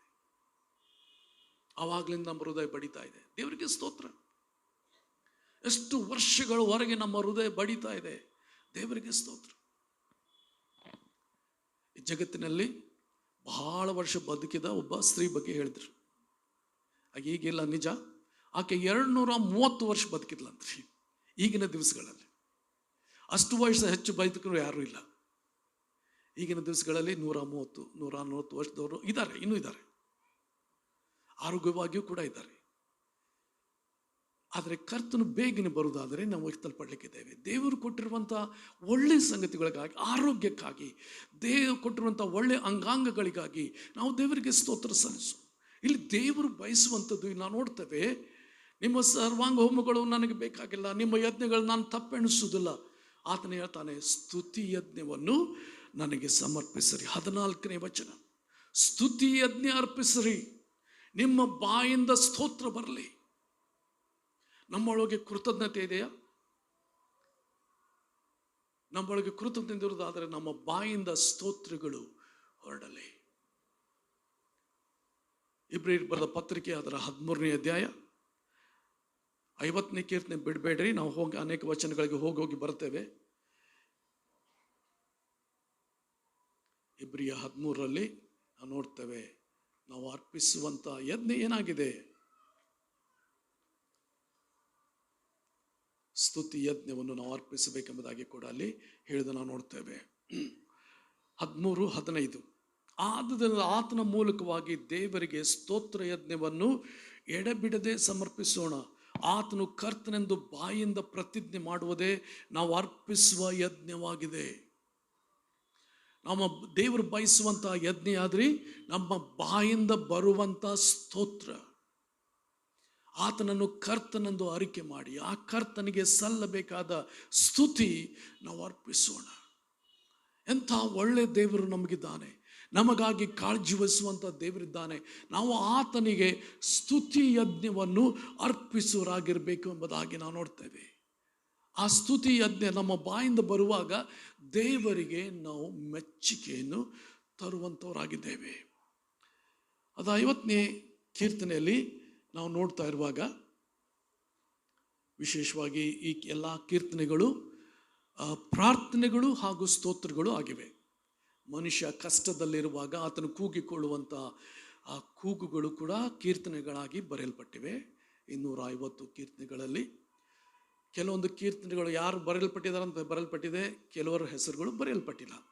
ಉದಾಹರಣೆಗೆ 90ನೇ ಕೀರ್ತನೆ, ಬಹುಶಃ 91ನೇ ಕೀರ್ತನೆ ಕೂಡ ಮೋಶೆ ಬರೆದಿದ್ದೆ ಎಂಬುದಾಗಿ ನಾವು ನೋಡ್ತೇವೆ. ಬಹುಶಃ ಸಮುವೇಲನು ಕೆಲವು ಕೀರ್ತನೆಗಳು ಬರೆದಿರ್ಬೋದು. ದಾವೀದನು ಅನೇಕ ಕೀರ್ತನೆಗಳು ಬರೆದಿದ್ದಾನೆ, ಸೊಲೊಮೋನನ್ನು ಬರೆದಿದ್ದಾರೆ. ಆಮೇಲೆ ಅಲ್ಲಿ ಆರಾಧನಾ ನಾಯಕರನ್ನು ದಾವೀದನು ಸೊಲೊಮೋನರು ನೇಮಿಸುವಾಗ ಆ ಕೋರಹಿಯರು ಮತ್ತು ಬೇರೆ ಬೇರೆ ಗುಂಪುಗಳು ಅನೇಕ ಆರಾಧನೆಯ ಕೀರ್ತನೆಗಳನ್ನು ಬರೆದರು. ಕೆಲವೊಂದು ಪ್ರವಾದನಾತ್ಮಕವಾಗಿ ಬರೆಯಲ್ಪಟ್ಟಿವೆ. ಬರಬೇಕಾದಂಥ ಯೇಸು ಕ್ರಿಸ್ತನು ಇರ್ತಾನೆಂಬ ರೀತಿಯಲ್ಲಿ ಕೂಡ ಅವು ಪ್ರವಾದನಾತ್ಮಕವಾಗಿ ಕೀರ್ತನೆಗಳು ಬರೆಯಲ್ಪಟ್ಟಿವೆ. ಇಲ್ಲಿ ನಮ್ಮ ಹೃದಯದ ಸ್ತೋತ್ರ, ಒಂದು ಪ್ರಾರ್ಥನೆ ಆಗಿರಲಿ, ಅದು ಸ್ತೋತ್ರವಾಗಿರಲಿ, ಅದು ನಮ್ಮ ಹೃದಯ ಪೂರ್ವಕವಾಗಿ ಬರಬೇಕು. ಹೆಸರಿಗೆ ಮಾಡುವಂಥ ಪ್ರಾರ್ಥನೆಗಳಲ್ಲ.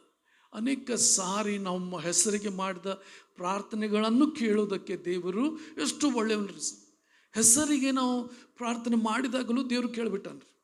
ಅಯ್ಯೋ, ದೇವರು ಕೇಳಿಬಿಟ್ಟ ಅಂಬುದಾಗ ನಾವು ಆಶ್ಚರ್ಯಪಡ್ತೇವೆ. ದೇವರು ಒಳ್ಳೆಯವನ್ರಿ. ಇಲ್ಲಿ ಆತನ ಸ್ತುತಿ ಯಜ್ಞವನ್ನು ದೇವರಿಗೆ ಸಮರ್ಪಿಸಿರಿ, ಮಾಡಿದ ಹರಕೆಗಳನ್ನು ಪರಾತ್ಪರನಿಗೆ ಸಲ್ಲಿಸಿರಿ. ಮಾಡಿದ ಹರಕೆಗಳು, ಹರಕೆ ಅಂದ್ರೆ ಏನ್ರಿ? ಕಷ್ಟ ಕಾಲದಲ್ಲಿ ಏನು ಮಾಡ್ತಾರೆ? ದೇವರೇ, ಈ ಒಂದು ಕಷ್ಟದಿಂದ ಬಿಡಿಸೋದಾಗಿದ್ದರೆ ನಿನಗೆ ಇಂಥ ಕಾಣಿಕೆ ಕೊಡ್ತೇನೆ, ನಿನಗಾಗಿ ನಾನು ಹೀಗೆ ಮಾಡ್ತೇನೆ. ಕೆಲವರು ಹೇಳ್ತಾರೆ, ಸ್ವಾಮಿ ನನ್ನ ಜೀವನ ನಿನ್ನ ಸೇವೆಗೆ ಅರ್ಪಿಸ್ಬಿಡ್ತೇನೆ. ಮಾಡಿದ ಹರಕೆಗಳನ್ನು ಕರ್ತನಿಗೆ ಸಮರ್ಪಿಸ್ರಿ. ಕಷ್ಟ ಕಾಲದಲ್ಲಿ ನಮ್ಮ ಬಾಯಿಂದ ಉಚ್ಚರಿಸಿದ ಹರಕೆಗಳು, ಅದನ್ನು ನಾವು ದೇವ್ರ ಉತ್ತರ ಕೊಟ್ಟಾಗ ಬಿಟ್ಟು ಮರ್ತು ಬಿಡೋದಲ್ರಿ, ಅದನ್ನು ನೆರವೇರಿಸ್ಬೇಕು ನಾವು. ಅಲ್ಲಿ ಪ್ರಸಂಗ ಏನು ಹೇಳ್ತದೆ? ಮಾಡಿದ ಹರಕೆಯನ್ನು ದೇವರಿಗೆ ತೀರಿಸು, ದೇವರು ಮೂಢರಿಗೆ ಒಲಿಯನು. ಅಲ್ಲಿ ಮೂಢ ಅಂತ ನಾವು ಮಾಡದಿದ್ದರೆ, ನಾವು ದೇವರಿಗೆ ನಾವು ಹೇಳಿದ್ದನ್ನು ನಾವು ಮಾಡದಿದ್ದರೆ ನಾವು ಮೂರ್ಖರು ಎಂಬುದಾಗಿ ಪ್ರಸಂಗಿ ಪುಸ್ತಕದಲ್ಲಿ ಕರೆಯಲ್ಪಟ್ಟಿದೆ. ದೇವರು ಮೂಢರಿಗೆ ಒಲಿಯನು ಎಂಬುದಾಗಿ ಹೇಳಲ್ಪಟ್ಟಿದೆ. ಅದು ದೇವರಿಗೆ ಮಾಡಿದ ಹರಕೆ ನಾವು ಮಾಡದೇ ಇದ್ದರೆ ಅದು ಮೂಢತನ ಎಂಬುದಾಗಿ ಹೇಳ್ತದೆ. ಆದ ಕಾರಣ ಒಂದು ವೇಳೆ ನಾವು ದೇವರಿಗೆ ಹರಕೆ ಮಾಡುವುದಾದರೆ ಬುದ್ಧಿಯಿಂದ ಮಾಡೋಣ. ಯೆಫ್ತಾಹವನಂತೆ ಮಾಡಬೇಡ್ರಿ. ಯೆಫ್ತಾಹ ಯಾರ್ರಿ? ನ್ಯಾಯಸ್ಥಾಪಕರ ಪುಸ್ತಕಗಳಲ್ಲಿ ನೋಡುವಾಗ ಸಂಸೋನ್ಗಿಂತ ಮುಂಚೆ ಇದ್ದಂಥ ನ್ಯಾಯಸ್ಥಾಪಕ ಯೆಫ್ತಾಹ. ಆತನು ಯುದ್ಧಕ್ಕೆ ಹೋಗುವಾಗ ಹೇಳ್ತಾನ್ರಿ, ನಾನು ಯುದ್ಧ ಮಾಡಿ ಜಯಿಸಿ ಮನೆಗೆ ಹೋಗುವಾಗ ನನಗೆ ಮೊದಲು ಎದುರು ಬರುವಂಥ ಪ್ರಾಣಿಯನ್ನು ದೇವರೇ ನಿನಗೆ ಯಜ್ಞೆ ಮಾಡ್ತೇನೆ. ಯಾವುದೇ ಜೀವಿ ಇರಲಿ, ಅದನ್ನು ನಿನಗೆ ಯಜ್ಞೆ ಮಾಡ್ತೇನೆ. ಏನಾಯಿತು? ಆತನ ಯುದ್ಧ ಜಯಿಸಿದ, ಬಹಳ ಸಂತೋಷ ಆಯಿತು. ಆತನ ಮನೆ ಬರುವಾಗ ಎದುರಿಗೆ ಬಂದವರು ಯಾರು? ಅವನ ಒಬ್ಬಳೇ ಮಗಳು. ಆಕೆ ತಂದೆ ಜಯಿಸಿದ್ದಾನೆಂಬುದಾಗಿ ಸಂತೋಷ ಪಡ್ತಾ ಕುಣಿದಾಡುತ್ತಾ ಅವನ ಎದುರಿಗೆ ಬಂದಳು. ದಮ್ಮಡಿ ಬರುತ್ತಾ ಹಾಡುತ್ತಾ ಇದ್ರು. ಅಯ್ಯೋ ಮಗಳೇ, ನನ್ನ ಹೃದಯನ ಕುಗ್ಗಿಸ್ಬಿಟ್ಟಿಯಲ್ಲ. ಎದುರಿಗೆ ಬರುವಂಥ ಪ್ರಾಣಿಯನ್ನು ಕರ್ತನಿಗೆ ನಾನು ಅರ್ಪಿಸ್ತೇನೆ ಅಂತ ಹೇಳಿದ್ದೇನೆ ಅಂತ. ಆಗ್ಲಿ ಆಗ್ಲಿ ತಂದೆ, ನೀನು ನೆರವೇರಿಸು. ಸ್ವಲ್ಪ ಸಮಯ ನನ್ನ ಕನ್ಯಾವಸ್ಥೆಗಾಗಿ ನಾನು ಗೋಳಾಡಿ ಬರ್ತೇನೆ ಎಂಬುದಾಗಿ ಆಕೆ ತಂದೆಯಿಂದ ಸಮಯ ತಗೊಂಡ್ಲು ಎಂಬುದಾಗಿ ನೋಡ್ತೇವೆ. ಅಂತ ಒಂದು ಹರಕೆ ಮಾಡುವುದು ಬೇಡ್ರಿ. ಮೂರ್ಖತನದ ಹರಕೆಗಳನ್ನು ಮಾಡುವುದು ಬೇಡ್ರಿ. ಉದಾಹರಣೆಗೆ ನಾವು ಕೆಲವೊಂದು ಸಂಗತಿಗಳನ್ನು ಮಾಡ್ತೇವೆ ದೇವ್ರ ಮುಂದೆ ಹರಕೆ. ಆ ಹರಕೆಗಳನ್ನು ನಾವು ತೀರಿಸದೇ ಇದ್ದರೆ ಅಥವಾ ತಪ್ಪಾಗಿ ನಾವು ಮಾಡೋದಾದರೆ ನಾವು ಸೈತಾನನಿಗೆ ಒಂದು ವೇಳೆ ಬಾಗಿಲು ತೆರೀಬೋದು. ಆದ ಕಾರಣ ತಪ್ಪಾದ ಹರಕೆಗಳನ್ನು, ಅಂದರೆ ಬುದ್ಧಿಲ್ಲದ ಹರಕೆಗಳನ್ನು ಮಾಡ್ಕೊಳ್ಬೇಡ್ರಿ. ಅದು ನಿಮಗೆ ಸಾಧ್ಯವಾಗುವಂಥ ಹರಕೆಗಳು ಮಾಡಿಕೊಡ್ರಿ. ಸ್ವಾಮಿ, ಇದು ನನಗೆ ಇಂಥದ್ದು ನಾನು ಮಾಡ್ತೇನೆ ಎಂಬುದಾಗಿ ದೇವ್ರ ಮುಂದೆ ಹರಕೆಗಳನ್ನು ಮಾಡ್ಕೊಳ್ಬಿಡ್ತೀರಿ. ಮಾಡಿದ ಹರಕೆಗಳನ್ನು ಪರಾತ್ಪರನಿಗೆ, ಮಹೋನ್ನತನಾದ ದೇವರಿಗೆ ಸಲ್ಲಿಸ್ರಿ. ಅದನ್ನು ಸಲ್ಲಿಸ್ರಿ. ಸ್ತುತಿ ಯಜ್ಞವನ್ನೇ ದೇವರಿಗೆ ಸಮರ್ಪಿಸ್ರಿ. 23ನೇ ವಚನ, ಯಾರು ಸ್ತುತಿ ಯಜ್ಞವನ್ನು ಸಮರ್ಪಿಸುತ್ತಾರೋ ಅವರೇ ನನ್ನನ್ನು ಗೌರವಿಸುವರು. ತಮ್ಮ ನಡತೆಯನ್ನು ಸರಿಪಡಿಸಿಕೊಳ್ಳೋರಿಗೆ ನನ್ನ ವಿಶೇಷವಾದ ರಕ್ಷಣೆಯನ್ನು ತೋರಿಸುವೆನು. ಸ್ತುತಿ ಯಜ್ಞವನ್ನು ಸಮರ್ಪಿಸುತ್ತಾರೋ ಅವ್ರೇನು ಮಾಡ್ತಾ ಇದ್ದಾರೆ? ದೇವರಿಗೆ ಗೌರವ ಸಲ್ಲಿಸ್ತಾ ಇದ್ದಾರೆ. ದೇವರಿಗೆ ಗೌರವ ಸಲ್ಲಿಸಿದ್ರೆ ಏನಾಕಿದ್ರಿ? ದೇವರಿಗೆ ಸಲ್ಲಿಸ್ತಾನೆ, ಆತನು ನಿಮ್ಮನ್ನು ಗೌರವಿಸ್ತಾನೆ. ನಾವು ದೇವರನ್ನು ಗೌರವಿಸಿದಾಗಿದ್ದರೆ ದೇವರು ನಮ್ಮನ್ನು ಗೌರವಿಸ್ತಾನೆ. 23ನೇ ವಚನದಲ್ಲಿ ಸ್ತುತಿಯನ್ನು ಅವರು ನನ್ನ ಗೌರವಿಸುವರು. ಇದೇ ಸಂಗತಿ 1 ಸಮುವೇಲ 23:30ರಲ್ಲಿ 1 ಸಮುವೇಲ 23:30ರಲ್ಲಿ ದೇವರು ಹೇಳ್ತಾನೆ, ಯಾರು ನನ್ನನ್ನು ಗೌರವಿಸುತ್ತಾರೋ ಅವರನ್ನು ನಾನು ಗೌರವಿಸ್ತೇನೆ. ದೇವರಿಂದ ಗೌರವ ಬೇಕಾ ನಮಗೆ? ಯೇಸು ಸ್ವಾಮಿ ಯಾರನ್ನಾದರೂ ಕೀಳಾಗಿ ನೋಡಿದ್ದಾನ ಜಗತ್ತಿನಲ್ಲಿ? ಆ ಒಂದು ಸ್ತ್ರೀ ವ್ಯಭಿಚಾರದಲ್ಲಿ ಸಿಕ್ಕಲ್ಪಟ್ಟು ಆತನ ಮುಂದೆ ತರಲ್ಪಟ್ಟು ಮೋಶೆ ಹೇಳಿದ್ದಾನೆ ಕಲಿಸದು ಕೊಲ್ಲಬೇಕಂತ ಹೇಳುವಾಗ ಯೇಸು ಸ್ವಾಮಿ ಅವಳನ್ನು ಏನಾದರೂ ಕೀಳಾಗಿ ನೋಡಿದ್ನ? ನೀನು ವ್ಯಭಿಚಾರಿ, ಹೊರಟುಗಂತ ಹೇಳಿದ್ನ ಕರ್ತನ? ಇಲ್ಲ. ಅವಳು ಕರ್ತನ ಸೃಷ್ಟಿ, ಅವಳು ಕರ್ತನಿಂದ ನಿರ್ಮಿತವಾದವಳು. ಅವಳು ದೇವರ ಕಡೆಗೆ ತಿರುಗಿಕೊಂಡರೆ ಅವಳ ಜೀವನ ಬದಲಾಗ್ತದೆ. ಅದು ಕರ್ತನಿಗೆ ಗೊತ್ತು. ಆತನ ಅವಳನ್ನು ಕೀಳಾಗಿ ನೋಡಲಿಲ್ಲ, ಅವಳನ್ನು ಕಾಲಲ್ಲಿ ಹಾಕಿ ಆತನು ತುಳಿಲಿಲ್ಲ. ಕರ್ತನು ದೇವಾದಿ ದೇವನಾಗಿರುವಂಥವನು ಸಹ ಅಂಥವಳನ್ನು ಗೌರವಿಸಿ ಅಂತ ಹೇಳ್ತಾರೆ. ಹೋಗು, ಇನ್ನು ಮೇಲೆ ಪಾಪ ಮಾಡಬೇಡ, ಹೋಗು, ಇನ್ನು ಮೇಲೆ ಪಾಪ ಮಾಡಬೇಡ ಎಂಬುದಾಗಿ ಅಲ್ಲಿ ಅವಳಿಗೆ ಹೇಳೋದು ನೋಡ್ತೇವೆ. ಕರ್ತನು ಯಾರನ್ನೂ ಬೈದಿಲ್ಲ. ಒಬ್ಬ ವ್ಯಕ್ತಿಗೆ ಕರ್ತನು ಮಾತಾಡಿದ್ದು ನೋಡ್ತೇವೆ. ಯಾರಿಗೆ ಹೇಳ್ರಿ?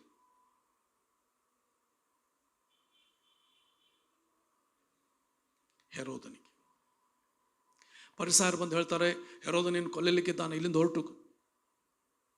ಅವಾಗ ಯೇಸು ಸ್ವಾಮಿ ಹೇಳ್ತಾನ್ರಿ, ಹೋಗಿ ಆ ನರಿಗೆ ಹೇಳ್ರಿ. ಏನ್ರಿ ನರಿಗೆ ಹೇಳ್ರಿ, ನಾನು 3ನೇ ದಿವಸ ಸತ್ತರೊಳಗಿಂದ ಎದ್ದು ಬರ್ತೇನೆ ಅಂತ. ಇಲ್ಲಿದ್ದು ನಾನು ಅದ್ಭುತ ಕಾರ್ಯಗಳನ್ನು ಮಾಡುತ್ತಾ ಸೂಚಕರಿಗಳಂತ 3ನೇ ದಿವಸ ಸತ್ತು ನಾನು ಎದ್ದು ಮೇಲೆ ಬರ್ತೇನೆ ಎಂಬುದಾಗಿ ಅಲ್ಲಿ ಕರ್ತನು ಹೇಳಿದು ನೋಡ್ತೇವೆ. ಆ ನರಿಗೆ ಹೇಳ್ರಿ, ಆ ಒಬ್ಬ ವ್ಯಕ್ತಿಗೆ ನರಿ ಎಂಬುದಾಗಿ ಕರ್ತನು ಕರೆದು ನೋಡ್ತೇವೆ. ಮತ್ತೆ ಯಾರಿಗೆ ಕರೆದಿದ್ದಾನೆ? ಪರಿಸಾಯರು, ಕಪಟಿಗಳಾದ ಪರಿಸಾಯರು, ಕಪಟಿಗಳೇ ಎಂಬುದಾಗಿ ಕರ್ತನು ಅವ್ರನ್ನ ಹೇಳ್ದು ನೋಡ್ತೇವೆ. ಅವ್ರ ಸಮಾಜದಲ್ಲಿ ದೊಡ್ಡವರನ್ನು ಅನಿಸ್ಕೊಂಡಿದ್ರು, ಆದರೆ ಕಪಟತನ. ತಾವು ಮಾತ್ರ ದೇವರ ಆಜ್ಞೆಗಳನ್ನ ನೆರವೇರಿಸೋದಿಲ್ಲ, ಆದರೆ ಎಲ್ಲ ಜನ ನೆರವೇರಿಸ್ಬೇಕಂತ ಬಯಸ್ತಾರೆ. ತಾವು ಮಾತ್ರ ದೇವರ ಆಜ್ಞೆಯನ್ನು ನೆರವೇರಿಸೋದಿಲ್ಲ. ಅದಕ್ಕೆ ಯೇಸು ಸ್ವಾಮಿ ಹೇಳ್ತಾನೆ, ಪರಿಸಾರ ಏನು ಹೇಳ್ತಾರೆ ಕೇಳ್ರಿ, ಅದರ ಪ್ರಕಾರ ನಡ್ರಿ, ಅವ್ರ ಜೀವನದ ಪ್ರಕಾರ ನಡಿಬೇಡ್ರಿ. ಅವರ ಜೀವನ ಹೆಂಗಿದೆ ಅದನ್ನು ನೋಡಿ ಅದರ ಪ್ರಕಾರ ನಡಿಬೇಡ್ರಿ. ಅವ್ರು ಏನು ಬೋಧಿಸಿದಾರ ಅವ್ರ ಪ್ರಕಾರ ನಡ್ರಿ. ದೇವ್ರ ಮುಂದೆ ನೀವು ಸರಿಯಾಗಿರಿ. ಇಲ್ಲಿ ಕರ್ತನು ಹೇಳುವುದನ್ನು ನಾವು ನೋಡ್ತೇವೆ. ಗೌರವಿಸಬೇಕಾಗಿದ್ರೆ, ದೇವರು ನಮ್ಮನ್ನು ಗೌರವಿಸಬೇಕಾಗಿದ್ರೆ ಏನ್ರಿ? ಸ್ತುತಿ ಯಜ್ಞ. ನಮ್ಮ ಬಾಯಲ್ಲಿ ಸ್ತುತಿ ಇರಲಿ. ನಾವು ಮತ್ತೊಂದು ಹೇಳ್ತಾನ್ರಿ, ತಮ್ಮ ನಡತೆಯನ್ನು ಸರಿಪಡಿಸಿಕೊಳ್ಳೋರಿಗೆ ವಿಶೇಷವಾದ ರಕ್ಷಣೆ. ಒಂದು ವಾಗ್ದಾನ. ನನ್ನಲ್ಲಿ ಏನಾದರೂ ತಪ್ಪಿರುವುದಾಗಿದ್ದರೆ, ನನ್ನೆಲ್ಲ ಏನಾದರೂ ಕುಂದು ಕೊರತೆಗಳು ನಮ್ಮ ಜೀವನದಲ್ಲಿ, ನನ್ನ ಸ್ವಭಾವದಲ್ಲಿರುವುದಾಗಿದ್ದರೆ, ನಾನು ನನ್ನ ಜೀವನ ಸರಿ ಮಾಡಿಕೊಳ್ತಾ ಒಳ್ಳೆಯವನಾಗಿ ಒಳ್ಳೆಯವಳಾಗಿ ಜೀವಿಸ್ತಾ ಹೋಗೋದಾಗಿದ್ದರೆ ಏನ್ರಿ? ನನ್ನ ವಿಶೇಷವಾದ ರಕ್ಷಣೆ ತೋರಿಸ್ತೇನೆ. ನನ್ನ ವಿಶೇಷವಾದ ರಕ್ಷಣೆ. ಅಷ್ಟೆಲ್ಲ ಹೇಳಿದ ಮೇಲೆ 15ನೇ ವಚನ, ಕೀರ್ತನೆ 50:15, ಕಷ್ಟ ಕಾಲದಲ್ಲಿ ನನಗೆ ಮೊರೆ ಇಡಿರಿ, ಬಿಡಿಸುವೆನು, ಆಗ ನನ್ನನ್ನು ಕೊಂಡಾಡುವಿರಿ. ಇಲ್ಲಿ ಚಾಲೆಂಜ್ ಹಾಗೂ ವಾಗ್ದಾನ. ದೇವರು ಒಂದು ಚಾಲೆಂಜ್ ಕೊಡ್ತಾ ಇದ್ದಾನೆ, ಅದರೊಡನೆ ಆಹ್ವಾನ ಕೊಡ್ತಾನೆ. ಕಷ್ಟ ಕಾಲದಲ್ಲಿ ನನಗೆ ಮೊರೆ ಇಡ್ರಿ, ಬಿಡಿಸುವೆನು.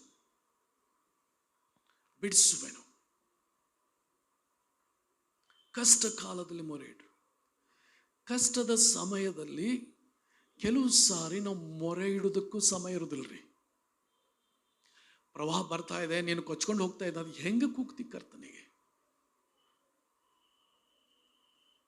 ಕೂಗುವುದು ಕಷ್ಟ. ಆ ಕ್ಷಣದಲ್ಲಿ ನಿಮ್ಮ ಹೃದಯದಿಂದ 1 ಸೆಕೆಂಡಿನ ಪ್ರಾರ್ಥನೆ, 1 ಸೆಕೆಂಡ್ನಲ್ಲಿ ನೀನು ಹೇಳುವಂತ ಪ್ರಾರ್ಥನೆ ದೇವ್ರಿಗೆ ಕೇಳ್ತಾನ್ರಿ. ಅದ್ಭುತನಾಗಿ ಇಲ್ಲಿ ದೇವರು ಕೊಡುವಂತ ಚಾಲೆಂಜ್, ಕಷ್ಟ ಕಾಲದಲ್ಲಿ ನನಗೆ ಮೊರೆ ಇಡ್ರಿ. ಇದಕ್ಕೆ ಒಳ್ಳೆಯ ಉದಾಹರಣೆ ಯಾರ್ರಿ? ಇಸ್ರಾಯೇಲ್ ಐಗುಪ್ತ ದೇಶದಲ್ಲಿ ಐಗುಪ್ತದ ಅರಸನಿಂದ ಕಷ್ಟಪಡುತ್ತಾ ಇದ್ದಂತ ಆ ಇಸ್ರಾಯೇಲರು ಕರ್ತನಿಗೆ ಮೊರೆ ಇಟ್ಟರು ಎಂಬುದಾಗಿ ನೋಡ್ತೇವೆ. ಅಲ್ಲಿ ಕರ್ತನ ಹೇಳಿದಷ್ಟೇ, ಮೋಶೆಗೆ ಆತನು ಆ ಗಿಡದಲ್ಲಿ, ಉರಿತಿರುವಂತಹ ಗಿಡದಲ್ಲಿ ಕರ್ತನು ಆತನಿಗೆ ಭೇಟಿ ಕೊಟ್ಟು ಹೇಳ್ತಾನೆ, ಅವರ ಮೊರೆ ನನಗೆ ಮುಟ್ಟಿತು, ಅವರ ಮೊರೆ ನನಗೆ ಮುಟ್ಟಿತು, ಅವ್ರನ್ನ ಬಿಡಿಸೋದಕ್ಕೆ ನಾನು ಕಳಿಸ್ತೇನೆ ಬಾ ಎಂಬುದಾಗಿ ಕರ್ತನು ಅವನನ್ನು ಕರೆಯುವುದು ನೋಡ್ತೇವೆ. ಅವರ ಮೊರೆ ನನಗೆ, ಅವರು ಕಷ್ಟ ಕಾಲದಲ್ಲಿ ಮೊರೆ ಇಟ್ಟರು. ಅವರು ಬಹಳ ಸಮಯ ಇದ್ರು. ಎಷ್ಟು ವರ್ಷ ರೀ? ಅಲ್ಲಿ ಐಗುಪ್ತ ದೇಶದಲ್ಲಿ 400 ವರ್ಷ ಇದ್ರು. 400 ವರ್ಷ. ಆ 400 ವರ್ಷಗಳಲ್ಲಿ ಪೂರ್ಣ 400 ವರ್ಷ ಅವರು ಕಷ್ಟಪಟ್ಟರಂತಲ್ಲ, ಬಹುಶಃ ಕೊನೆಯ 100 ವರ್ಷಗಳಲ್ಲಿ ಅವ್ರು ಬಹಳ ಕಷ್ಟಪಟ್ಟಿರ್ಬೋದು ರೀ. ಅವರ ಅಭಿವೃದ್ಧಿಯನ್ನು ನೋಡಿ ಅವರನ್ನು ದ್ವೇಷ ಮಾಡುತ್ತಾ ಅವರನ್ನು ಹಾಳು ಮಾಡೋದಕ್ಕೆ ಐಗುಪ್ತ ದೇಶದ ಅರಸನು ಬಯಸಿದನೆಂಬುದಾಗಿ ನೋಡ್ತೇವೆ. ಹಿಟ್ಲರ್ ಆತನು ಯಹೂದ್ಯರನ್ನು ನಾಶ ಮಾಡೋದಕ್ಕೆ ಯಾಕೆ ಬಯಸಿದ್ದಾರೆ? ಅವರು ಅಭಿವೃದ್ಧಿ ಆಗ್ತಾನೆ ಇದ್ದಾರೆ, ಅವ್ರಿಗೆ ಬಡವರು ಅನ್ನೋದಿಲ್ಲ. ಅವರು ಏನು ಕೆಲಸ ಮಾಡ್ತಾರೆ ಅವರು ಅಭಿವೃದ್ಧಿ ಆಗ್ತಾನೆ ಇದ್ದಾರೆ. ಆದರೆ ಇವರು ಮಾಡೋದು ಅಭಿವೃದ್ಧಿ ಆಗ್ತಾ ಇಲ್ಲ. ಅದಕ್ಕಾಗಿ ಆತನನ್ನು ದ್ವೇಷಿಸಿ ಅವ್ರನ್ನು ಕೊಲ್ಲಬೇಕೆಂಬುದಾಗಿ ಆತನು ಮನಸ್ಸು ಮಾಡಿದನು. ಮಿಲಿಯನ್ ಗಟ್ಟಲೆ ಜನರನ್ನು, 60 ಮಿಲಿಯನ್ ಜನರನ್ನು ಆತನು ಕೊಂದು ಹಾಕಿದ್ದ ಯಹೂದ್ಯರನ್ನೆಂಬುದಾಗಿ ನಾವು ನೋಡ್ತೇವೆ. ಎಂಥ ವಿಚಿತ್ರ ಮನಸ್ಸುಳ್ಳ ವ್ಯಕ್ತಿ, ದುರಾತ್ಮದಿಂದ ತುಂಬಿದಂಥ ವ್ಯಕ್ತಿ. ಆದರೆ ಕರ್ತನು ಅವ್ರನ್ನ ಕಷ್ಟದಿಂದ ಬಿಡಿಸಿದ. 2ನೇ ಮಹಾಯುದ್ಧದಲ್ಲಿ ಸೋತು ನಿರ್ನಾಮವಾಗಿ ಹೋಯಿತು ಜರ್ಮನಿ ಆ ಸಮಯದಲ್ಲಿ. ಇಲ್ಲ ನೋಡ್ತೇವೆ, ಕಷ್ಟ ಕಾಲದಲ್ಲಿ ನನಗೆ ಮೊರೆ ಇಡ್ರಿ. ಯೋಸೇಫನು ಅಲ್ಲಿ ಬಾವಿಯಲ್ಲಿ ಹಾಕಲ್ಪಟ್ಟಾಗ ಯಾರಿಗೆ ಮೊರೆ ಇಟ್ಟ? ಅವರು ಅಣ್ಣ ತಮ್ಮಂದರು 10 ಮಂದಿ ಅಣ್ಣಂದರು ಕೂಡಿ ಅವನನ್ನು ಬಾವಿಲಿ ಹಾಕ್ಬಿಟ್ರು. ಅವ್ರು ಕೇಳ್ಕೊಳ್ತಾ ಇದ್ದಾರೆ, ರೋಜ್ಜಿನಲ್ಲಿ ಕಾಲು ಸಿಕ್ಕೊಂಡಿರ್ಬೋದ್ರಿ, ಆ ಬಾವಿಯಲ್ಲಿ ರೋಜ್ಜಿರುವಂತ ಅಣ್ಣಂದ್ರ ದಯಮಾಡಿ ನನ್ನ ಕರುಣಿಸ್ರಿ, ನನ್ನ ಕೊಲ್ಬೇಡ್ರಿ, ಬಹುಶಃ ಒಂದೊಳ್ಳ ಅಲ್ಲೇ ಬಿಟ್ಟು ಹೋಗ್ಬೇಕಂತ ಉಪವಾಸದಿಂದ ಸತ್ತು ಹೋಗ್ಬೋದು ಎಂಬುದಾಗಿ ಕೂಡ ಅವ್ರು ಯೋಚನೆ ಮಾಡಿರ್ಬೋದು. ಆದರೆ ಅಷ್ಟು ಮೊರೆ ಇಟ್ಟರು ಕೇಳಲಿಲ್ಲ. ಮನುಷ್ಯರು ನಮ್ಮ ಮೊರೆ ಕೇಳೋದಿಲ್ರಿ, ಕಠಿಣವಾಗಿರ್ಬೋದು. ಇಲ್ಲಿ ಕರ್ತನು ಚಾಲೆಂಜ್ ಕೊಡ್ತಾನೆ, ನನಗೆ ಮೊರೆ ಇಡ್ರಿ. ಅಲ್ಲೇನಾಯ್ತ್ರಿ? ಇಷ್ಮಾಯೇಲರು ಹೋಗ್ತಾ ಇರುವಾಗ ಅವನನ್ನು ಎತ್ತಿ ಅವನನ್ನು ಗುಲಾಮನನ್ನಾಗಿ ಮಾರಿದ್ರು. ಅಲ್ಲಿ ಆತನು ಪೋಟಿಫರನ ಮನೆಯಲ್ಲಿ ತಪ್ಪಿಲ್ಲದೆ ಆತನು ಜೈಲಿನಲ್ಲಿ ಹಾಕಲ್ಪಟ್ಟ. ಅಲ್ಲಿ ನನಗನ್ನಿಸ್ತದೆ ಆತನು ಮೊರೆ ಇಡ್ತಾ ಇದ್ದ. ಆತನು ನನ್ನ ದೇವರಿಗೆ ವಿರುದ್ಧವಾಗಿ ಹೇಗೆ ಪಾಪ ಮಾಡಿದೆ, ತನ್ನನ್ನು ಕರ್ತನಿಗೋಸ್ಕರ ಪ್ರತ್ಯೇಕಿಸಿಕೊಂಡಂತ ಯವನಸ್ಥನಾಗಿದ್ದ. ಆತನ ಯೌವನ ಕಾಲದಲ್ಲಿ ದೇವರನ್ನು ಬಯಸುವಂತ ಮಗನಾಗಿದ್ದ. ಎಲ್ಲ ನೋಡ್ತೇವೆ, ಕರ್ತನು ಆತನು ಒಂದೇ ಸಮಯದಲ್ಲಿ ದೊಡ್ಡ ಉತ್ತರ ಕೊಟ್ಬಿಟ್ರು. ಅಷ್ಟು ದಿವಸಗಳವರೆಗೆ ಮಾಡಿದಂಥ ಪ್ರಾರ್ಥನೆ ಒಮ್ಮೆಲೆ ಆತನನ್ನು ಐಗುಪ್ತ ದೇಶದ ಪ್ರಧಾನಮಂತ್ರಿಯನ್ನಾಗಿ ಮಾಡಿಬಿಟ್ಟು, ಕಷ್ಟ ಕಾಲದಲ್ಲಿ ನನಗೆ ಮೊರೆ ಇಡ್ರಿ, ಬಿಡಿಸುವೆನು, ಆಗ ನನ್ನನ್ನು ಕೊಂಡಾಡುವಿರಿ. ಕಷ್ಟ ಕಾಲದಲ್ಲಿ ಮೊರೆ ಇಡ್ರಿ. ನಮಗೆ ಒಂದು ಕುತ್ತಿಗೆಗೆ ಬಂದಿರುವಂತಹ ಸಂಗತಿ ಆಗಿರ್ಬೋದು, ನಮ್ಮ ಜೀವನವೇ ಮುಗಿದು ಹೋಗಿದೆ ಎಂಬುದಾಗೆಂಬಂಥ ಒಂದು ಸಮಯಕ್ಕೆ ನಾವು ಬಂದಿರ್ಬೋದು. ಇಲ್ಲಿ ಕರ್ತನು ಪ್ರವಾದನಾತ್ಮಕವಾಗಿ ಯಾರೋ ಒಟ್ಟಿಗೆ ಕರ್ತನು ಮಾತಾಡ್ತಾ ಇದ್ದಾನೆ, ನನ್ನ ಜೀವನ ಮುಗಿದು ಹೋಗ್ತಾ ಇದೆ, ನನಗೆ ಮುಂದೆ ದಾರಿ ಇಲ್ಲ ಎಂಬುದಾಗಿ ನಿಮ್ಮಲ್ಲಿ ಕೆಲವರು ಯೋಚನೆ ಮಾಡ್ತಾ ಇದ್ದಾರೆ. ಇಲ್ಲಿ ಕರ್ತನು ಹೇಳುವುದನೆಂದರೆ, ಕಷ್ಟ ಕಾಲದಲ್ಲಿ ನನಗೆ ಮೊರೆ ಇಡ್ರಿ, ಬಿಡಿಸುವೆ. ಆತನ ಚಾಲೆಂಜ್, ನಾನು ಬಿಡಿಸ್ತೇನೆ, ಬೇರೆ ಯಾರೂ ಅಲ್ಲ, ನಾನು ಬಿಡಿಸ್ತೇನೆ ಎಂಬುದಾಗಿ ಆತನು ಹೇಳೋದು ನೋಡ್ತೇವೆ. ಕೆಲವೊಂದು ಸಂಗತಿಗಳನ್ನ ಓದುವಾಗ ಅಲಕ್ಷ್ಯ ಮಾಡ್ತೇವೆ. ಉದಾಹರಣೆಗೆ ಹಾಗರಳು ತನ್ನ ಮಗನನ್ನು ಕರೆಕೊಂಡು ಅಲ್ಲಿ ಮರುಭೂಮಿಯಲ್ಲಿ ಅಲಿತಾ ಇದ್ಲು. ನೀರು ಸಿಕ್ಕದ ಕಾರಣ ಮಗನನ್ನು ಒಂದು ದೂರ ಇಟ್ಟು ಒಂದು ಕಡೆ ಕೂತ್ಕೊಂಡು ಅಳ್ತಾ ಇದ್ಲು. ನನ್ನ ಮಗನು ಸಾಯುವುದನ್ನು ನೋಡಲಾರೆ. ಎಷ್ಟು ವರ್ಷದ ಮಗ ಇರ್ಬೋದ್ರಿ? 14-15 ವರ್ಷದ ಮಗ. ನೀರಿಲ್ಲದೆ ಊಟಲ್ಲಿದೆ ಸಾಯುವುದನ್ನು ನಾನು ನೋಡ್ಲಾರೆ ಎಂಬುದಾಗಿ ಆಕೆ ಅಳ್ತಾ ಇದ್ಲು. ಆಗ ದೇವದೂತನು ಬಂದು ಹೇಳ್ತಾನೆ, ಹಾಗಳೆ ಯಾಕೆ ಅಳ್ತಾ ಇದ್ದಿ? ದೇವರಿಗೆ ನನ್ನನ್ನು ಎಲ್ಲವನ್ನೂ ನೋಡುವಂತ ದೇವರಂತ ಹೆಸರಿಟ್ಟವಳು ಈಗ ದೇವರೇನು ನೋಡ್ತಾ ಇಲ್ಲ ಎಂಬಂತೆ ಅಳ್ತಾ ಇದ್ದಾಳೆ. ನನ್ನ ಮಗನು ನನ್ನ ಕಣ್ಣೆದುರಿಗೆ ಸತ್ತು ಹೋಗ್ತಾನೀಗ ಅಂತ. ಅಲ್ಲಿ ದೇವರು ಅವಳ ಕಣ್ಣನ್ನು ತೆರೆದಿದ್ದರಿಂದ ಬಾವಿನೂ ಕಂಡುಕೊಂಡ್ಳು. ಅಲ್ಲಿ ನೀರು ಸಿಕ್ತು, ಅಲ್ಲೇ ಇದೆ ಬಾವಿ. ಅನೇಕ ಸಾರಿ ದುಃಖದ ನಿಮಿತ್ತವಾಗಿ, ಕಷ್ಟಗಳ ನಿಮಿತ್ತವಾಗಿ ಕರ್ತನು ಕೊಡುವಂತಹ ಸಹಾಯ ಅಲ್ಲೇ ಪಕ್ಕದಲ್ಲಿ ಇದ್ರು ನಾವು ಅದನ್ನು ಕಾಣೋದಿಲ್ರಿ. ನಮ್ಮ ಕಣ್ಣೆಲ್ಲ ಕಷ್ಟದ ಮೇಲೆ ಇರ್ತದೆ.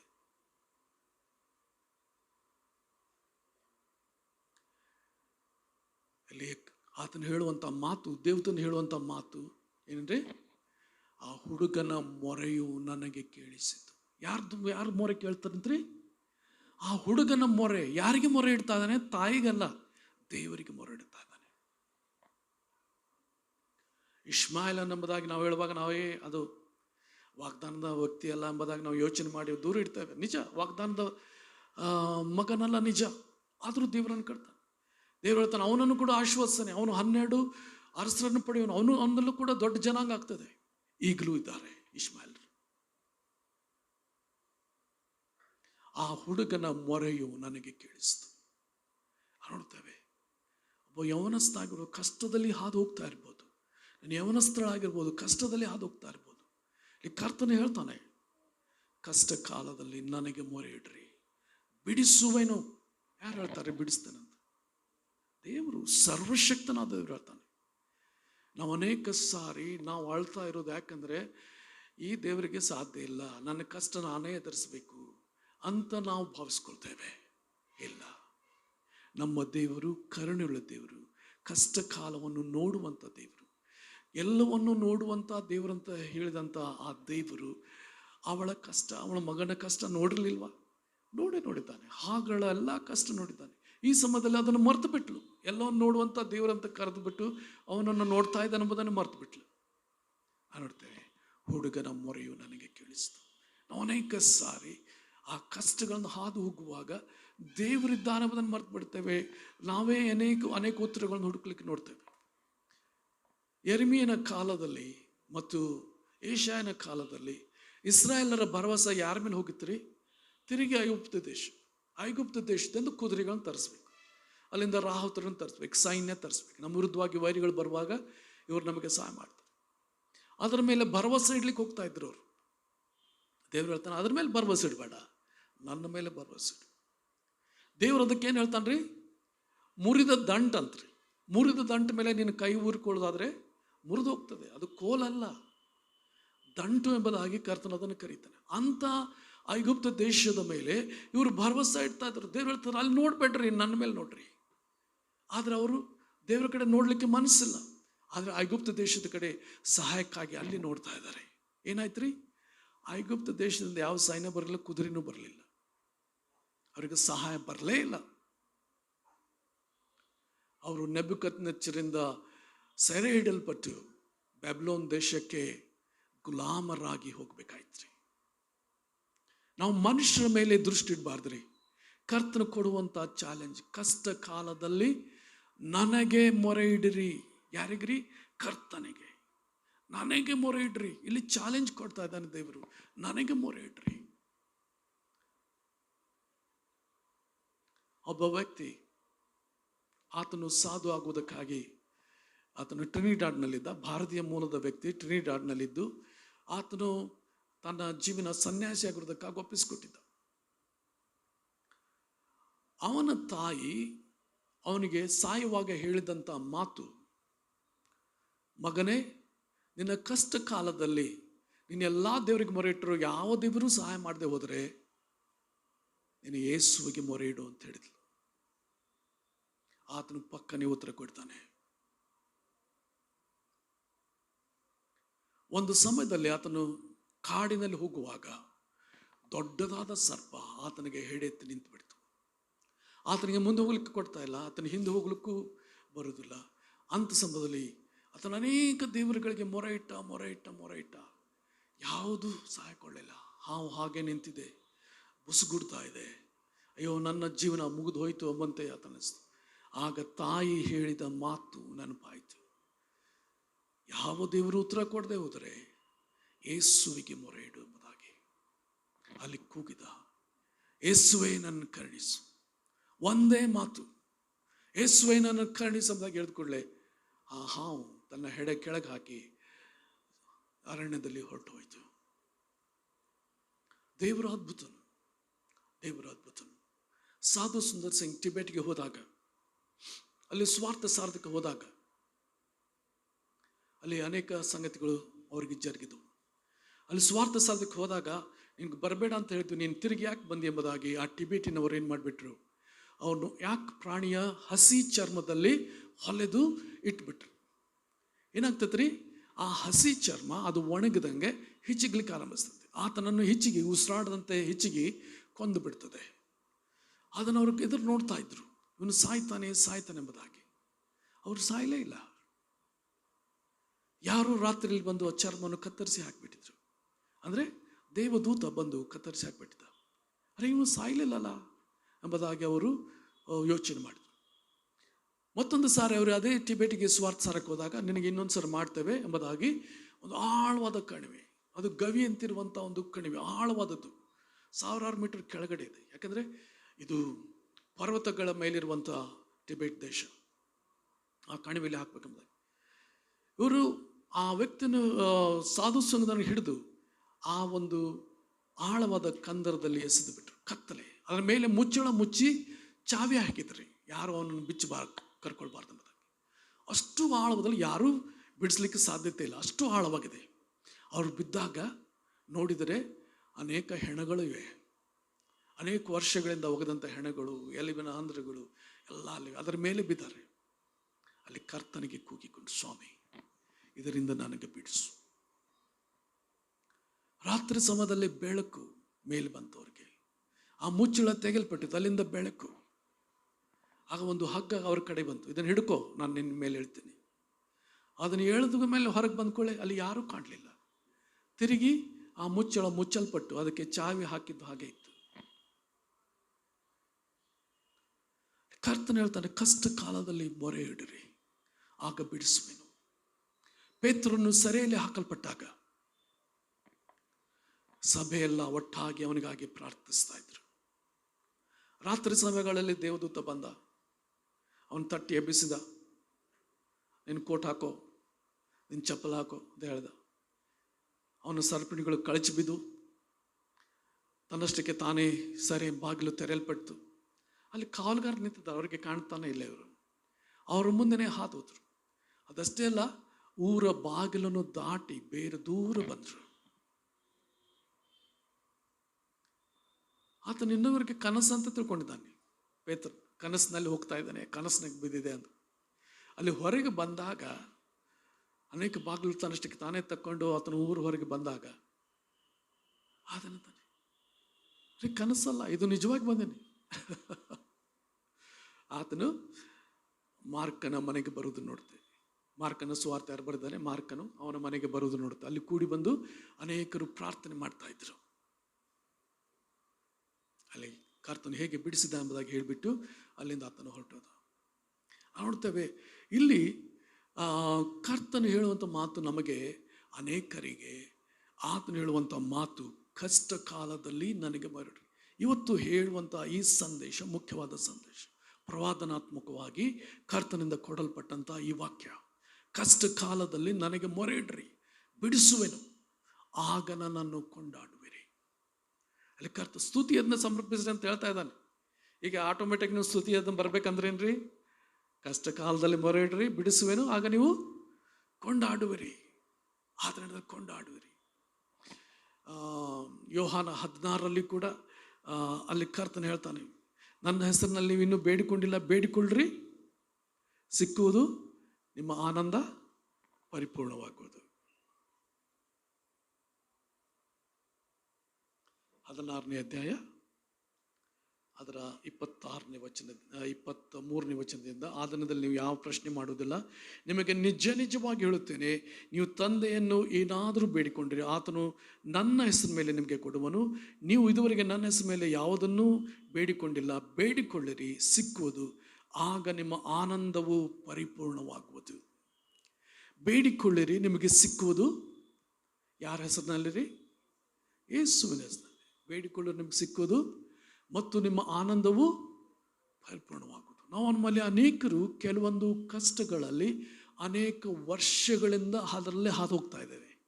ಕೆಲವು ಸಲ ಅದು ನಮ್ಮ ಜೀವನದ ಭಾಗ ಎಂಬಂತೆ ನಾವು ಅದನ್ನು ಬಿಟ್ಟು ಬಿಟ್ಟಿದ್ದೇವೆ. ಅದರ ವಿಷಯದಲ್ಲಿ ಕರ್ತನ ಮುಂದೆ ನಾವು ಬೇಡಿಕೊಂಡಿಲ್ಲ. ಬೇಡಿಕೊಳ್ಳ್ರಿ, ಅದು ನಿಮ್ಮ ಜೀವನದ ಭಾಗ ಅಲ್ಲ. ನಾವು ನೋಡ್ತೇವೆ, ಅದನ್ನು ನಿಮ್ಮ ಜೀವನದಿಂದ ತೆಗೆದು ಹಾಕ್ರಿ, ಕರ್ತನಿಗೆ ಮೊರೆ ಇಡ್ರಿ, ಬಿಡಿಸುವೆನು, ಆಗ ನನ್ನನ್ನು ಕೊಂಡಾಡುವೆ. ಕರ್ತನ ತಾನೇ ಹೇಳ್ತಾನೆ, ವಿಮೋಚಕನು, ನಮ್ಮ ವಿಮೋಚಕನಾದ ಕರ್ತನ ಹೇಳ್ತಾನೆ, ಬಿಡಿಸ್ತೇನೆ, ನಿನ್ನನ್ನು ವಿಮೋಚನೆ ಮಾಡ್ತಾನೆ. ಆಗೇನು ಮಾಡ್ತೀರಿ? ಕೊಂಡಾಡ್ತೀರಿ. ಅವು ಕರ್ತನಿಗೆ ಕೊಂಡಾಡಬೇಕಾಗಿದ್ದರೆ, ನೈಸರ್ಗಿಕವಾಗಿ ನಾವು ಕೊಂಡಾಡಬೇಕಾಗಿದ್ದರೆ, ನಮ್ಮ ಕಷ್ಟ ಕಾಲದಲ್ಲಿ ಮೊರೆ ಇಡ್ರಿ. ನಮ್ಮ ಕಷ್ಟ ಕಾಲದ ಮೊರೆ ಇಡುವಾಗ ಆತನು ನಮ್ಮನ್ನು ಬಿಡಿಸುವನು. ಬಿಡಿಸುವುದಷ್ಟೇ ಇಲ್ಲ, ನೋಡ್ತೇವೆ ಆತನು ಹೇಳ್ತಾನೆ, ನೀವು ನನ್ನನ್ನು ಕೊಂಡಾಡು. ನಮ್ಮ ಬಾಯನ್ನು ನಗೆಯಿಂದ ತುಂಬಿಸ್ತಾನೆ. ನಮ್ಮ ಬಾಯನ್ನು ನಗೆಯಿಂದ ತುಂಬಿಸ್ತಾನೆ. ನಾವು 127ನೇ ಕೀರ್ತನೆ ಅಂತ ನೆನೆಸ್ತೇನೆ. 126ನೇ ಕೀರ್ತನೆ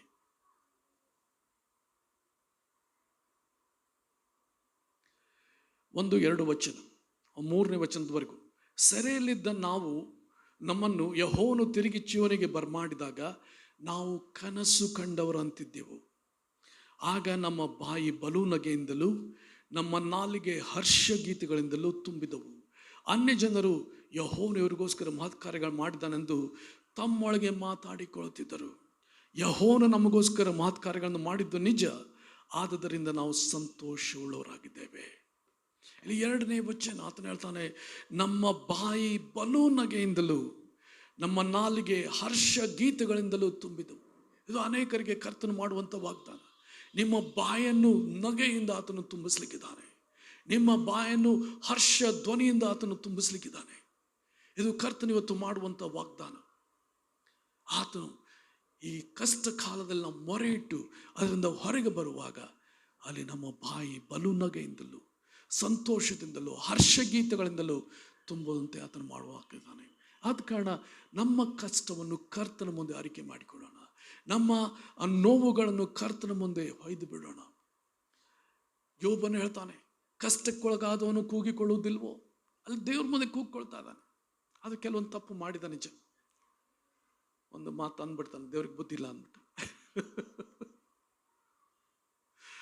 ಅದು ದೇವರು ಅದನ್ನು ಆ ವಿಷಯದಲ್ಲಿ ಆತನನ್ನು ಖಂಡಿಸಲಿಲ್ಲ. ಆದರೆ ಯೋಬನೇ ಹೇಳ್ತಾನೆ, ಸ್ವಾಮಿ ನಾನು ಏನು ಅಂದಿದ್ದೆ ಅದನ್ನು ಅಲ್ಲಗಳಿತೀನಿ, ಈಗ ನಾನು ಅಲ್ಲಗಳಿತೀನಿ ಅಂತ. ಆತನು ಮಾಡಿದಂಥ ಉದ್ದೇಶನೇ, ಆತನು ಮಾಡಿದಂಥ ಮಾತೇನಾಗಿತ್ತು ಹೇಳ್ತಾನೆ. ನಮ್ಮೂರಲ್ಲಿರುವಂಥ ದುಷ್ಟರು ನೋಡ್ರಿ ಆರಾಮದಾರ, ಅವ್ರಿಗೇನಾಗಿಲ್ಲ. ಕಷ್ಟದ ಸಮಯದಲ್ಲಿ ಪ್ರವಾಹ ಬಂದಾಕ್ಸೋದು ಅವ್ರು ಬದುಕೊಂಡ್ರು, ಅವ್ರಿಗೇನಾಗಲಿಲ್ಲ. ನನಗೆ ನೋಡ್ರಿ ಯಾವ ಪ್ರವಾಹ ಬಂದಿಲ್ಲ ಊರಾಗ. ಒಮ್ಮೆಲೆ ಎಲ್ಲ ಒಂದು ಅಪಾಯ ನನ್ನ ಮೇಲೆ ಬಂದುಬಿಡ್ತು. ನಾನು ನೀತಿವಂತನಾಗಿ ನಡೆದಿದ್ದಾನೆ, ನೀತಿವಂತನನ್ನು ಆತನು ಶಿಕ್ಷಿಸ್ತಾ ಇದ್ದಾನೆ. ಅಲ್ಲಿ ದುಷ್ಟರು ಆರಾಮದಾರ, ದೇವರಿಗೆ ಬುದ್ಧಿಲ್ಲ.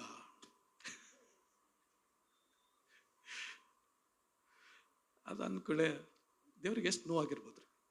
ದೇವರಿಗೆ ಭಾಳ ನೋವು ಅನಿಸ್ತದೆ. ಆದರೆ ದೇವರು ಆತನನ್ನು ಖಂಡಿಸಲಿಲ್ಲ.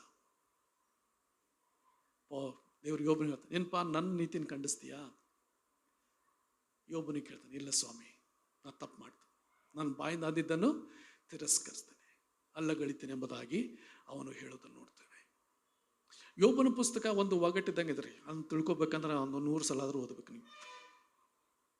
ಭಾಳ ಸರಿ ಓದಿದಾಗ ಹೌದು, ಅವನ ಸ್ನೇಹಿತರು ಏನಂದ್ರು, ಅವನೇನಂದ್ರು ತಿರುಗಿ ಅದು ನೋಡುವಾಗ ಅದರ ಅರ್ಥ. ಇದು ಪೊಯಿಟಿಕ್, ಅದು ಒಂದು ಪದ್ಯ ರೂಪದ ಪುಸ್ತಕ ಆಗಿರೋದರಿಂದ ಪದ್ಯ ಇದೆ. ಹಾಗಾಗಿ ನಾವು ಅದನ್ನು ತಿಳ್ಕೊಳ್ಬೇಕಾದ್ರೆ ಅನೇಕ ಸಾರಿ ಅದನ್ನು ಓದಬೇಕಾಗ್ತದೆ. ಇಲ್ಲಿ ದೇವರು ಅವನನ್ನು ಅದರಿಂದ ಬಿಡಿಸಿದ, ಕಷ್ಟದಿಂದ ಯೋಬನನ್ನು ಬಿಡಿಸಿದ. ಅಲ್ಲಿ ಒಂದು ಸಂಗತಿ, ಎಲ್ಲ ಎರಡೆರಡು ಕೊಟ್ಟ ದೇವರು ಆತನ ಬಿಡಿಸಿದಾಗ. Captivity, God delivered him from captivity. Captivity ಅಂತಂದ್ರೇನೆ ಸೆರೆಯಿಂದ ದೇವರನ್ನು ಬಿಡಿಸಿದ. ಯಾವ ಸೆರೆ? ಸೈತಾನನು ಹಾಕಿದಂಥ ಆ ಒಂದು ಸೆರೆಯಿಂದ ದೇವರು ಅವನನ್ನು ಬಿಡಿಸಿ ನೋಡ್ತೇವೆ. ಎಲ್ಲ ಡಬಲ್ ಕೊಟ್ಟ. ಆದರೆ ಒಂದು ಸಂಗತಿ ಮಾತ್ರ ಡಬಲ್ ಕೊಡಲಿಲ್ಲ. ಯಾವ್ದ್ರಿ? 7,000 ಒಂಟೆ ಇದ್ರೆ 14,000 ಒಂಟೆ, 20,000 ಕುರಿ ಇದ್ರೆ 40,000 ಕುರಿ. ಅದು ಎಲ್ಲ ಡಬಲ್. ಯಾವುದು ಮಾತ್ರ ಡಬಲ್ ಆಗಲಿಲ್ಲ? 10 ಮಕ್ಕಳನ್ನು ಕಳ್ಕೊಂಡಿದ್ದ ದೇವರು 20 ಮಕ್ಕಳು ಕೊಡಲಿಲ್ಲ, 10 ಮಕ್ಕಳನ್ನ ಕೊಟ್ಟ. ಯಾಕ್ರಿ? ಆ ಮಕ್ಕಳು ಕಳೆದು ಹೋಗಿಲ್ಲ. ಪ್ರಾಣಿಗಳು ಕಳೆದು ಹೋದವು, ಬಂಗಾರ ಕಳೆದು, ಎಲ್ಲ ಕಳೆದು ಹೋತ್ರಿ. ಆದರೆ ಮಕ್ಕಳು ನಮಗೆ ಕಳೆದು ಹೋಗಿಲ್ಲ. ಅಲ್ಲಿ ಪರಲೋಕದಲ್ಲಿದ್ದಾರೆ. ಅವ್ರು ಪರಲೋಕದಲ್ಲಿದ್ದಾರೆ. ನಮ್ಮವರು ಪ್ರಿಯರು ಪರಲೋಕದಲ್ಲಿದ್ದಾರೆ. ಆದ ಕಾರಣ ದೇವರು ಎಲ್ಲ ಡಬಲ್ ಕೊಡುವ ಹೊತ್ನಾಗ ಮಕ್ಕಳದ್ದು ಮಾತ್ರ ಡಬಲ್ ಕೊಡಲಿಲ್ಲ. ಯಾಕಂದರೆ ಇದ್ದಾರೆ, ಅವರಿದ್ದಾರೆ. ದೇವರಿಗೆ ಸ್ತೋತ್ರ. ಇಲ್ಲಿ ದೇವರು ಹೇಳುವಂಥ ಮಾತು, ಕಷ್ಟ ಕಾಲದಲ್ಲಿ ನನಗೆ ಮೊರೆಯಿಡ್ರಿ, ಬಿಡಿಸುವೆನು. ಇಲ್ಲಿ ಒಂದು ಚಾಲೆಂಜ್. ದೇವರು ಹೇಳುವಂಥ ಮಾತು, ಬಿಡಿಸುವೆನು.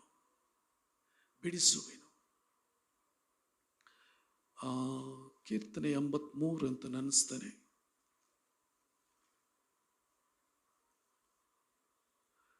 81ನೇ ಕೀರ್ತನೆ 5ನೇ ವಚನದಿಂದ, ಆತನು ಐಗುಪ್ತ ದೇಶವನ್ನು, 81ನೇ ಕೀರ್ತನೆ 5ರಿಂದ ಕೆಲವೊಂದು ವಚನ. ಆತನು ಐಗುಪ್ತ ದೇಶವನ್ನು ಬಾಚಲಿಕ್ಕೆ ಹೊರಟಾಗ ನೆನಪಿಗಾಗಿ ಯೋಸೆಫರಲ್ಲಿ ಇದನ್ನು ನೇಮಿಸಿದನು. ಗುರುತಿಲ್ಲದವನ ಮಾತು ನನಗೆ ಕೇಳಿಸುತ್ತದೆ. ಗುರುತಿಲ್ಲದವನ ಮಾತಂದ್ರೆ ಇಲ್ಲಿ ಇಸ್ರಾಯೇಲ್ ಇನ್ನೂ ಅವನಿಗೆ ದೇವರನ್ನು ಗುರುತಿಡ್ದಿಲ್ಲ. ಅವನ ಹೆಗಲನ್ನು ಹೊರಗೆ ತಪ್ಪಿಸಿದೆನು, ಅವನ ಕೈಗಳನ್ನು ಪುಟ್ಟಿಯಿಂದ ಬಿಡಿಸಿದೆನು. ಕಷ್ಟದಲ್ಲಿ ಮೊರೆಯಿಟ್ಟ ನಿನ್ನನ್ನು ವಿಮೋಚಿಸಿದೆನು. ಗುಡುಗುವ ಮೋಡದಲ್ಲಿದ್ದು ನಿನಗೆ ಉತ್ತರವನ್ನು ಕೊಟ್ಟೆನು. ಮೇರಿಬಾ ಪ್ರವಾಹಗಳ ಬಳಿಯಲ್ಲಿ ನಿನ್ನನ್ನು ಪರೀಕ್ಷಿಸಿದೆನು. ಸೆಲಾ. ಹೇಳ್ತಾ ಇದ್ದಾನ್ರಿ, ಕಷ್ಟದಲ್ಲಿ ಮೊರೆ ಇಟ್ಟ ನಿನ್ನನ್ನು ಬಿಡಿಸಿದನು. ಕಷ್ಟಕ್ಕೆ ಮೊರೆ ಇಟ್ಟವ್ರು ಯಾರು? ಇಸ್ರಾಯೇಲ್. ಐಗುಪ್ತರ ಅರಸನಿಂದ, ಜನರಿಂದ ಕಷ್ಟ ಅನುಭವಿಸಿದ ಆ ಜನರನ್ನು ಬಿಡಿಸಿದೆನು ಎಂಬುದಾಗಿ ಹೇಳ್ತಾ ಇದ್ದಾನೆ ದೇವರು. ಗುಡುಗು ಮೋಡದಲ್ಲಿದ್ದು ನಿನಗೆ ಉತ್ತರ ಕೊಟ್ಟೆನು. ಕರ್ತನು ಯಾವುದೇ ರೀತಿಯಿಂದ ನಮಗೆ ಉತ್ತರ ಕೊಡ್ತಾನೆ. ಯಾವುದೇ ರೀತಿಯಿಂದ ದೇವರು ನಮಗೆ ಉತ್ತರ ಕೊಡ್ತಾನೆ. ಬೇರೆ ಬೇರೆ ಪ್ರವಾದಿಗಳಲ್ಲಿ ನೋಡುವಾಗ ಬೇರೆ ಬೇರೆ ರೀತಿಯಿಂದ ದೇವರು ಮಾತಾಡೋದನ್ನು ನೋಡ್ತೇವೆ. ಎಜ್ಕೇಲನ್ನು ನೋಡುವಾಗ ಪರವಶನಾದೆನು. ಪರವಶ, ಸಂಪೂರ್ಣವಾಗಿ ದೇವರಾತ್ಮನಿಂದ ಹೇಳಲ್ಪಡುವುದು. ತಾವು ಎಲ್ಲಿದ್ದೇನೆ, ಏನು ಮಾಡ್ತದೇನೆ ಅವ್ರಿಗೇನು ಗೊತ್ತಿಲ್ಲ. ಆದರೆ ತಾವು ನೋಡುವುದು, ಕೇಳುವುದು ಅವ್ರಿಗೆ ನೆನಪಿರುತ್ತದೆ. ಪರವಶನಾದೆನು. ಏಷಾಯನಿಗೆ ದೇವರ ಧ್ವನಿ ಕೇಳಿಸ್ತಾ ಇತ್ತು. ಯೆರೆಮೀಯನಿಗೆ ಆತನು ಮುಂದಾಗೋದನ್ನು ಮೊದಲೇ ದರ್ಶನದಲ್ಲಿ ನೋಡ್ತಾ ಇದ್ದ. ಹಿಂಗಾಗ್ತದೆ ಅದನ್ನು ಅಳಲಿಕ್ಕೆ ಆರಂಭಿಸ್ತಾ ಇದ್ದ. ಕಣ್ಣೀರಿನ ಪ್ರವಾದನೆ. ಆತನ ಹೇಳ್ತಾನೆ, ನಿಮಗೆ ಮುಂದೆ ದೊಡ್ಡ ಕಷ್ಟ ಬರಲಿಕ್ಕಿದೆ, ದೇವರ ಕಡೆ ತಿರುಗಿಕೊಳ್ಳ್ರಿ. ಯಾರೋ ಒಂದು ಮಾತು ಕೇಳ್ಕೊಳ್ಳಿಲ್ಲ. ಬೇರೆ ಬೇರೆ ಪ್ರವಾದಿಗಳ ಮುಖಾಂತರ ಬೇರೆ ಬೇರೆ ರೀತಿಗಳಲ್ಲಿ ದೇವರು ಮಾತಾಡ್ತಾನೆ. ನಾವು ಆಗಲೇ ಓದಿದೆವು, ಪ್ರವಾದಿಗಳ ಮುಖಾಂತರ ದೇವರು ಭಾಗವಾಗಿ ಮಾತಾಡಿದ ದೇವರು ಈ ದಿವಸಗಳಲ್ಲಿ ತನ್ನ ಮಗನ ಮುಖಾಂತರವಾಗಿ ಮಾತಾಡಿದ್ದಾನೆ. ಇಲ್ಲಿ ಕರ್ತನು ತನ್ನ ವಾಕ್ಯದ ಮೂಲಕ ನಮ್ಗೆ ಹೇಳುವಂಥ 50ನೇ ಕೀರ್ತನೆಗಳಲ್ಲಿ 15ನೇ ವಚನ, ಕಷ್ಟ ಕಾಲದಲ್ಲಿ ನನಗೆ ಮೊರೆಯಿಡ್ರಿ, ಬಿಡಿಸುವೆನು, ಆಗ ನನ್ನನ್ನು ಕೊಂಡಾಡುವ್ರಿ. ಅನೇಕ ಉದಾಹರಣೆಗಳುಂಟು. ದಾವೀದನು ಅನೇಕ ಕಷ್ಟಗಳನ್ನ ಹಾದನು. ಪ್ರತಿ ಸಾರಿ ಕಷ್ಟ ಹಾದುವಾಗ ದೇವರಿಗೆ ಮೊರೆ ಇಡ್ತಾ ಇದ್ದ. ಆತನ ಮೊರೆ ಇಟ್ಟಂಥ ಆ ಸಂಗತಿಗಳು ಕೀರ್ತನೆಗಳಾಗಿ ಬರೆಯಲ್ಪಟ್ಟೆ. ಆತನೇನು ಮೊರೆ ಇಟ್ಟ ದೇವರಿಗೆ ಕಷ್ಟ ಕಾಲದಲ್ಲಿ, ಅದನ್ನು ಆತನು ಕೀರ್ತನೆಗಳಾಗಿ ಬರೆದ. ಈಗಲೂ ನಾವು ಅವುಗಳನ್ನು ಓದ್ತೇವೆ. ಆ ಕೀರ್ತನೆ ಎಂಡ್ ಏನಾಗ್ತಿತ್ತು ರೀ? ಅದರ ಅಂತ್ಯವಾಗ ಸ್ತುತಿಯಿಂದ ಮುಗಿತಿತ್ತು ರೀ. ಯಾವಾಗಲೂ ದೇವರೇ ನನಗೆ ಉತ್ತರ ಕೊಟ್ಟು ನನ್ನನ್ನು ಬಿಡಿಸಿದೆ ಅಂತ. ಆ ಕೀರ್ತನೆ ಬರೆಯುವಾಗ ಕಷ್ಟದ ಒಂದು ಪರಿಹಾರ ಆಗಿರುವುದಿಲ್ಲ. ಅದರ ಮುಗಿದ ಕೂಡಲೇ ಆತನು ಬರೀತಾನೆ, ದೇವರೇ ನಿನಗೆ ಕೊಂಡಾಡುತ್ತಾನೆ, ಈ ಕಷ್ಟಗಳಿಂದ ನನ್ನ ಬಿಡಿಸಿದೆ ಎಂಬುದಾಗಿ ಅದೇ ಕೀರ್ತನೆಯಲ್ಲಿ ಆತನು ಯಾಡ್ ಮಾಡೋದನ್ನು ನೋಡ್ತೇವೆ. ಅನೇಕ ಸಂಗತಿ ದೇವರ ವಾಕ್ಯದಲ್ಲಿ ನೋಡ್ತೇವೆ. ಯಾವ ರೀತಿಯಾಗಿ ದೇವರು ಕಷ್ಟಗಳಿಂದ ಹೇಗೆ ಬಿಡಿಸ್ತಾನೆ. ದೇವರು ತನ್ನ ಭಕ್ತರನ್ನು ಕಷ್ಟದೊಳಗಿಂದ ಬಿಡಿಸುವುದಕ್ಕೆ ತಿಳಿದವನಾಗಿದ್ದಾನೆ ಎಂಬುದಾಗಿ ಯೂದನ ಪುಸ್ತಕದಲ್ಲಿ ನಾವು ಓದ್ತೇವೆ.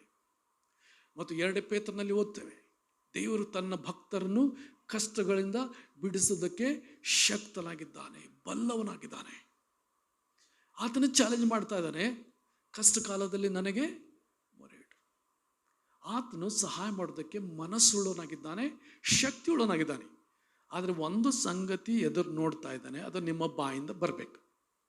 ಕಷ್ಟ ಕಾಲದಲ್ಲಿ ನನಗೆ ಮೊರೆ ಇಡ್ರಿ, ಮೊರೆ ಇಡ್ರಿ. ಕರ್ತನಿಗೆ ಮೊರೆ ಇಡೋಣ. ನಮ್ಮ ಕಷ್ಟ ಕಾಲದಲ್ಲಿ ನಾವು ಅನೇಕ ಸಾರಿ ಆ ಜನರು ಹೆಲ್ಪ್ ಮಾಡ್ತಾರೆ, ಈ ಜನರು ಹೆಲ್ಪ್ ಮಾಡ್ತಾರೆ, ಅನೇಕ ಸಾರಿ ಆ ಕಡೆ ಈ ಕಡೆ ಆ ಕಡೆ ಈ ಕಡೆ ನಾವು ಓಡಾಡ್ತೇವೆ.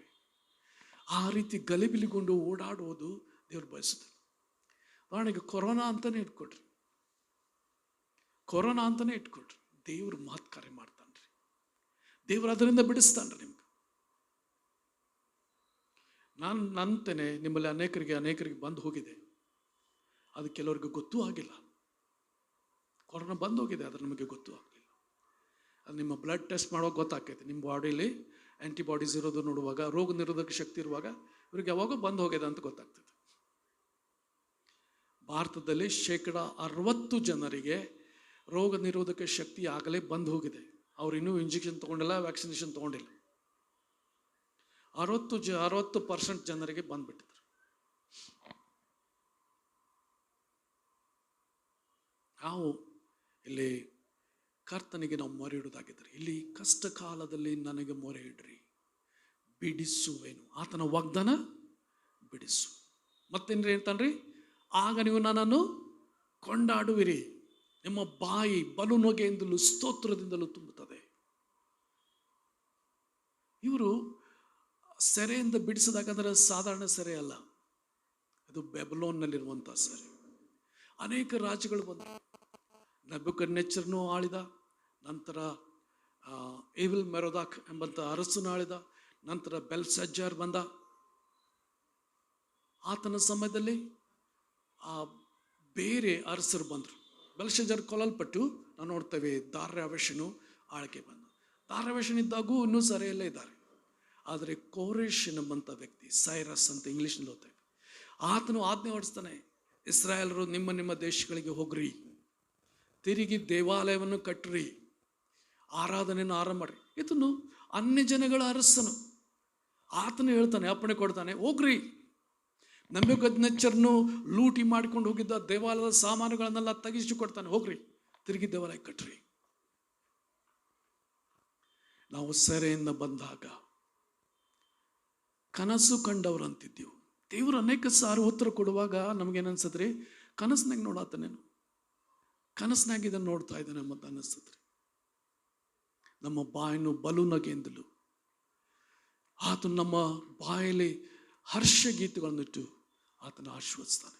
ದೇವರು ನಮಗಾಗಿ ಮಹತ್ ಕಾರ್ಯಗಳನ್ನು ಮಾಡಿದ್ದು ನಿಜ, ಆದ್ದರಿಂದ ನಾವು ಹರ್ಷ ಉಳ್ಳವರಾಗಿದ್ದೇವೆ. ಆದ ಕಾರಣ ದೇವರ ಮೇಲೆ ನಾವು ಈ ಭರವಸೆಯನ್ನಿಟ್ಟು ಕೊಟ್ಟವರಾಗಿ, ಕರ್ತನ ಮೇಲೆ ನಂಬಿಕೆ ಇಟ್ಟು, ಆತನ ಒಂದು ಚಾಲೆಂಜ್ ಮೇಲೆ, ವಾಗ್ದಾನದ ಮೇಲೆ ಭರವಸೆ ಇಟ್ಟು ನಾವು ಅದರಲ್ಲಿ ನೋಡಿ ನಾವೆಲ್ಲರದ್ದು ನಿಂತ್ಕೊಳ್ಳೋಣ.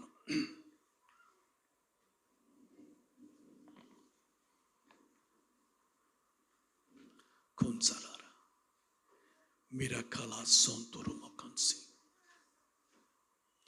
ತ್ರಾಯರಲ ಸಂತ್ರಬಕ. ನಿನ್ನ ಕಣ್ಣೀರು ಆತನಿಗೆ ಮರೆಯಾಗಿಲ್ಲ. ನಿನ್ನ ಗುಪ್ತದಲ್ಲಿ ನೀನು ಸುರಿಸುವಂತ ಕಣ್ಣೀರು ಕರ್ತ ನೋಡ್ತಾ ಇದ್ದಾನೆ. ಕೋಲೋಬಾರ ಶಾಂತಲಕರ ಪಿಯಾಂಕೋರ ಬಲಾರಬ. ಆ ಕಣ್ಣೀರು ಕರ್ತನ ಕಡೆಗೆ ಸುರಿಸು. ನೀನು ಅಸಹಾಯಕತೆಯಿಂದ ಕಣ್ಣೀರು ಸುರಿಸುವುದಲ್ಲ, ಕರ್ತನ ಮುಂದೆ ಆ ಕಣ್ಣೀರುಗಳನ್ನು ಸುರಿಸು. ಪ್ರುವಲ್ಲರ ಶಿಖಾಂತಲರಬಕ ಮಿಕೋಂತಲೋರು ಸೋರಬಕ ತಾನಾಷ್ಕಿ. ಕಷ್ಟ ಕಾಲದಲ್ಲಿ ಆತನು ನಿನ್ನನ್ನು ಬಿಡಿಸುವನು. ಪ್ರೂಕಾಂತಿ ಯಾರೋ ಸೋಲರು ಬಕಾನ್ಸ. ಜೀವನದಲ್ಲಿ ಬದಲಾವಣೆಗಳಾಗೋದು ನೀನು ನೋಡ್ತಿ. ಕೊಂತ್ರೋ ಕೊಂತಾನ ಶಿಖರ ಬಲ ಕಿಯಾಂತ್ರೋಲ ರಮ ಸಂದರ ಬಕನಿ ಮಿಕೋರೋಲು ಸೋರ ಬರ ಕನಸನ್ಸ್. ಕರ್ತನು ಆ ಒಂದು ನೀರಿಲ್ಲದ ಬಾವಿಯೊಳಗಿಂದ ನಿನ್ನನ್ನು ಮೇಲೆ ಕೆತ್ತಾನೆ. ಆತನು ನಿನ್ನ ಕಾಲುಗಳನ್ನು ದೃಢವಾದ ಬಂಡೆ ಮೇಲೆ ನಿಲ್ಲಿಸಿ ನೀನು ದೃಢವಾದ ಹೆಜ್ಜೆ ಇಡುವಂತೆ ಆತನು ಮಾಡ್ತಾನೆ. ಕೋರಬ ಶಾಂತಲರ ಕರಸನ್ಸ್ ಕೋರಬರಬರಬ. ಕರ್ತನ ಒಂದು ಪ್ರವಾಹದಲ್ಲಿ, ಕರ್ತನದ ಸಂತೋಷದ ಪ್ರವಾಹದಲ್ಲಿ ನೀನು ತೇಲಿ ಹೋಗುತ್ತೆ. ಕೌಂತೋರಬ ಕೊರಬರ ಕಲಾಶಸ್.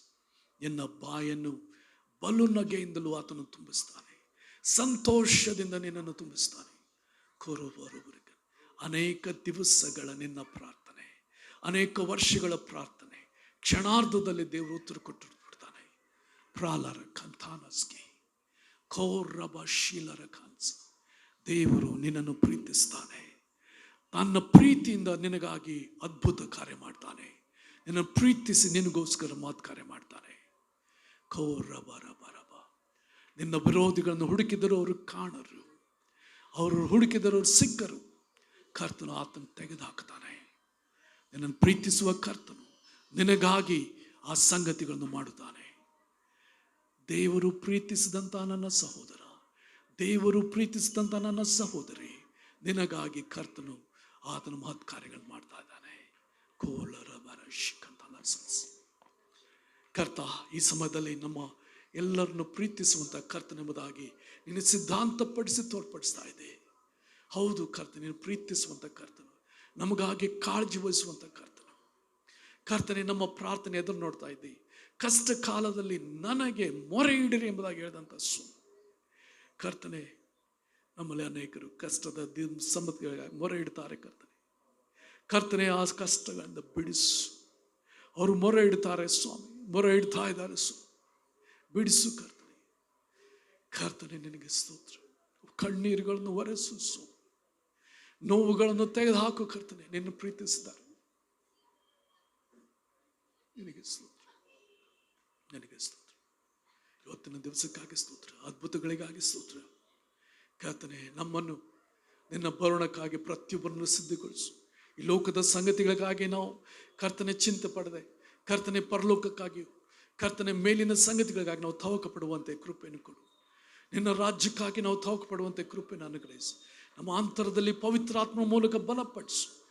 ನಿನ್ನ ಕೃಪೆಯಿಂದ ತುಂಬಿಸಿ ನಡೆಸು ಸ್ವಾಮಿ. ನಿನ್ನ ಅದ್ಭುತಗಳಿಗಾಗಿ ಸ್ತೋತ್ರ, ಮಹತ್ ಕಾರ್ಯಗಳಿಗಾಗಿ ಸ್ತೋತ್ರ. ಕರ್ತನೆ, ನಮ್ಮ ಯೋಚನೆಗಳು ಕರ್ತನೆ, ನಮ್ಮ ಮನಸ್ಸುಗಳನ್ನು ಕಾಯುವಂಥ ಕರ್ತನೆ, ನಿನ್ನ ಕೃಪಾಸ್ತಕ್ಕೆ ನಮ್ಮೆಲ್ಲರನ್ನು ಒಪ್ಪಿಸಿಕೊಡ್ತೇವೆ. ಯೇಸುವಿನ ನಾಮದಲ್ಲಿ ಸ್ತುತಿಸಿ ಪ್ರಾರ್ಥಿಸಿ ಬೇಡ್ಕೊಂಡು ಹೊಂದಿದ್ದೇವೆ ಕರ್ತನೆ, ಆಮೆನ್. ನಮ್ಮ ಕರ್ತನಾದ ಯೇಸು ಕ್ರಿಸ್ತನ ಕೃಪೆ, ತಂದೆಯಾದ ದೇವರ ಪ್ರೀತಿ, ಪರಿಶುದ್ಧಾತ್ಮನ ಮಧುರ ಅನ್ಯೋನ್ಯತೆ ಈಗಲೂ ಯಾವಾಗಲೂ ನಮ್ಮೆಲ್ಲರೊಂದಿಗೆ ವಾಸವಾಗಿರಲಿ. ಆಮೆನ್. ದೇವರು ನಿಮ್ಮನ್ನು ಆಶೀರ್ವದಿಸಲಿ.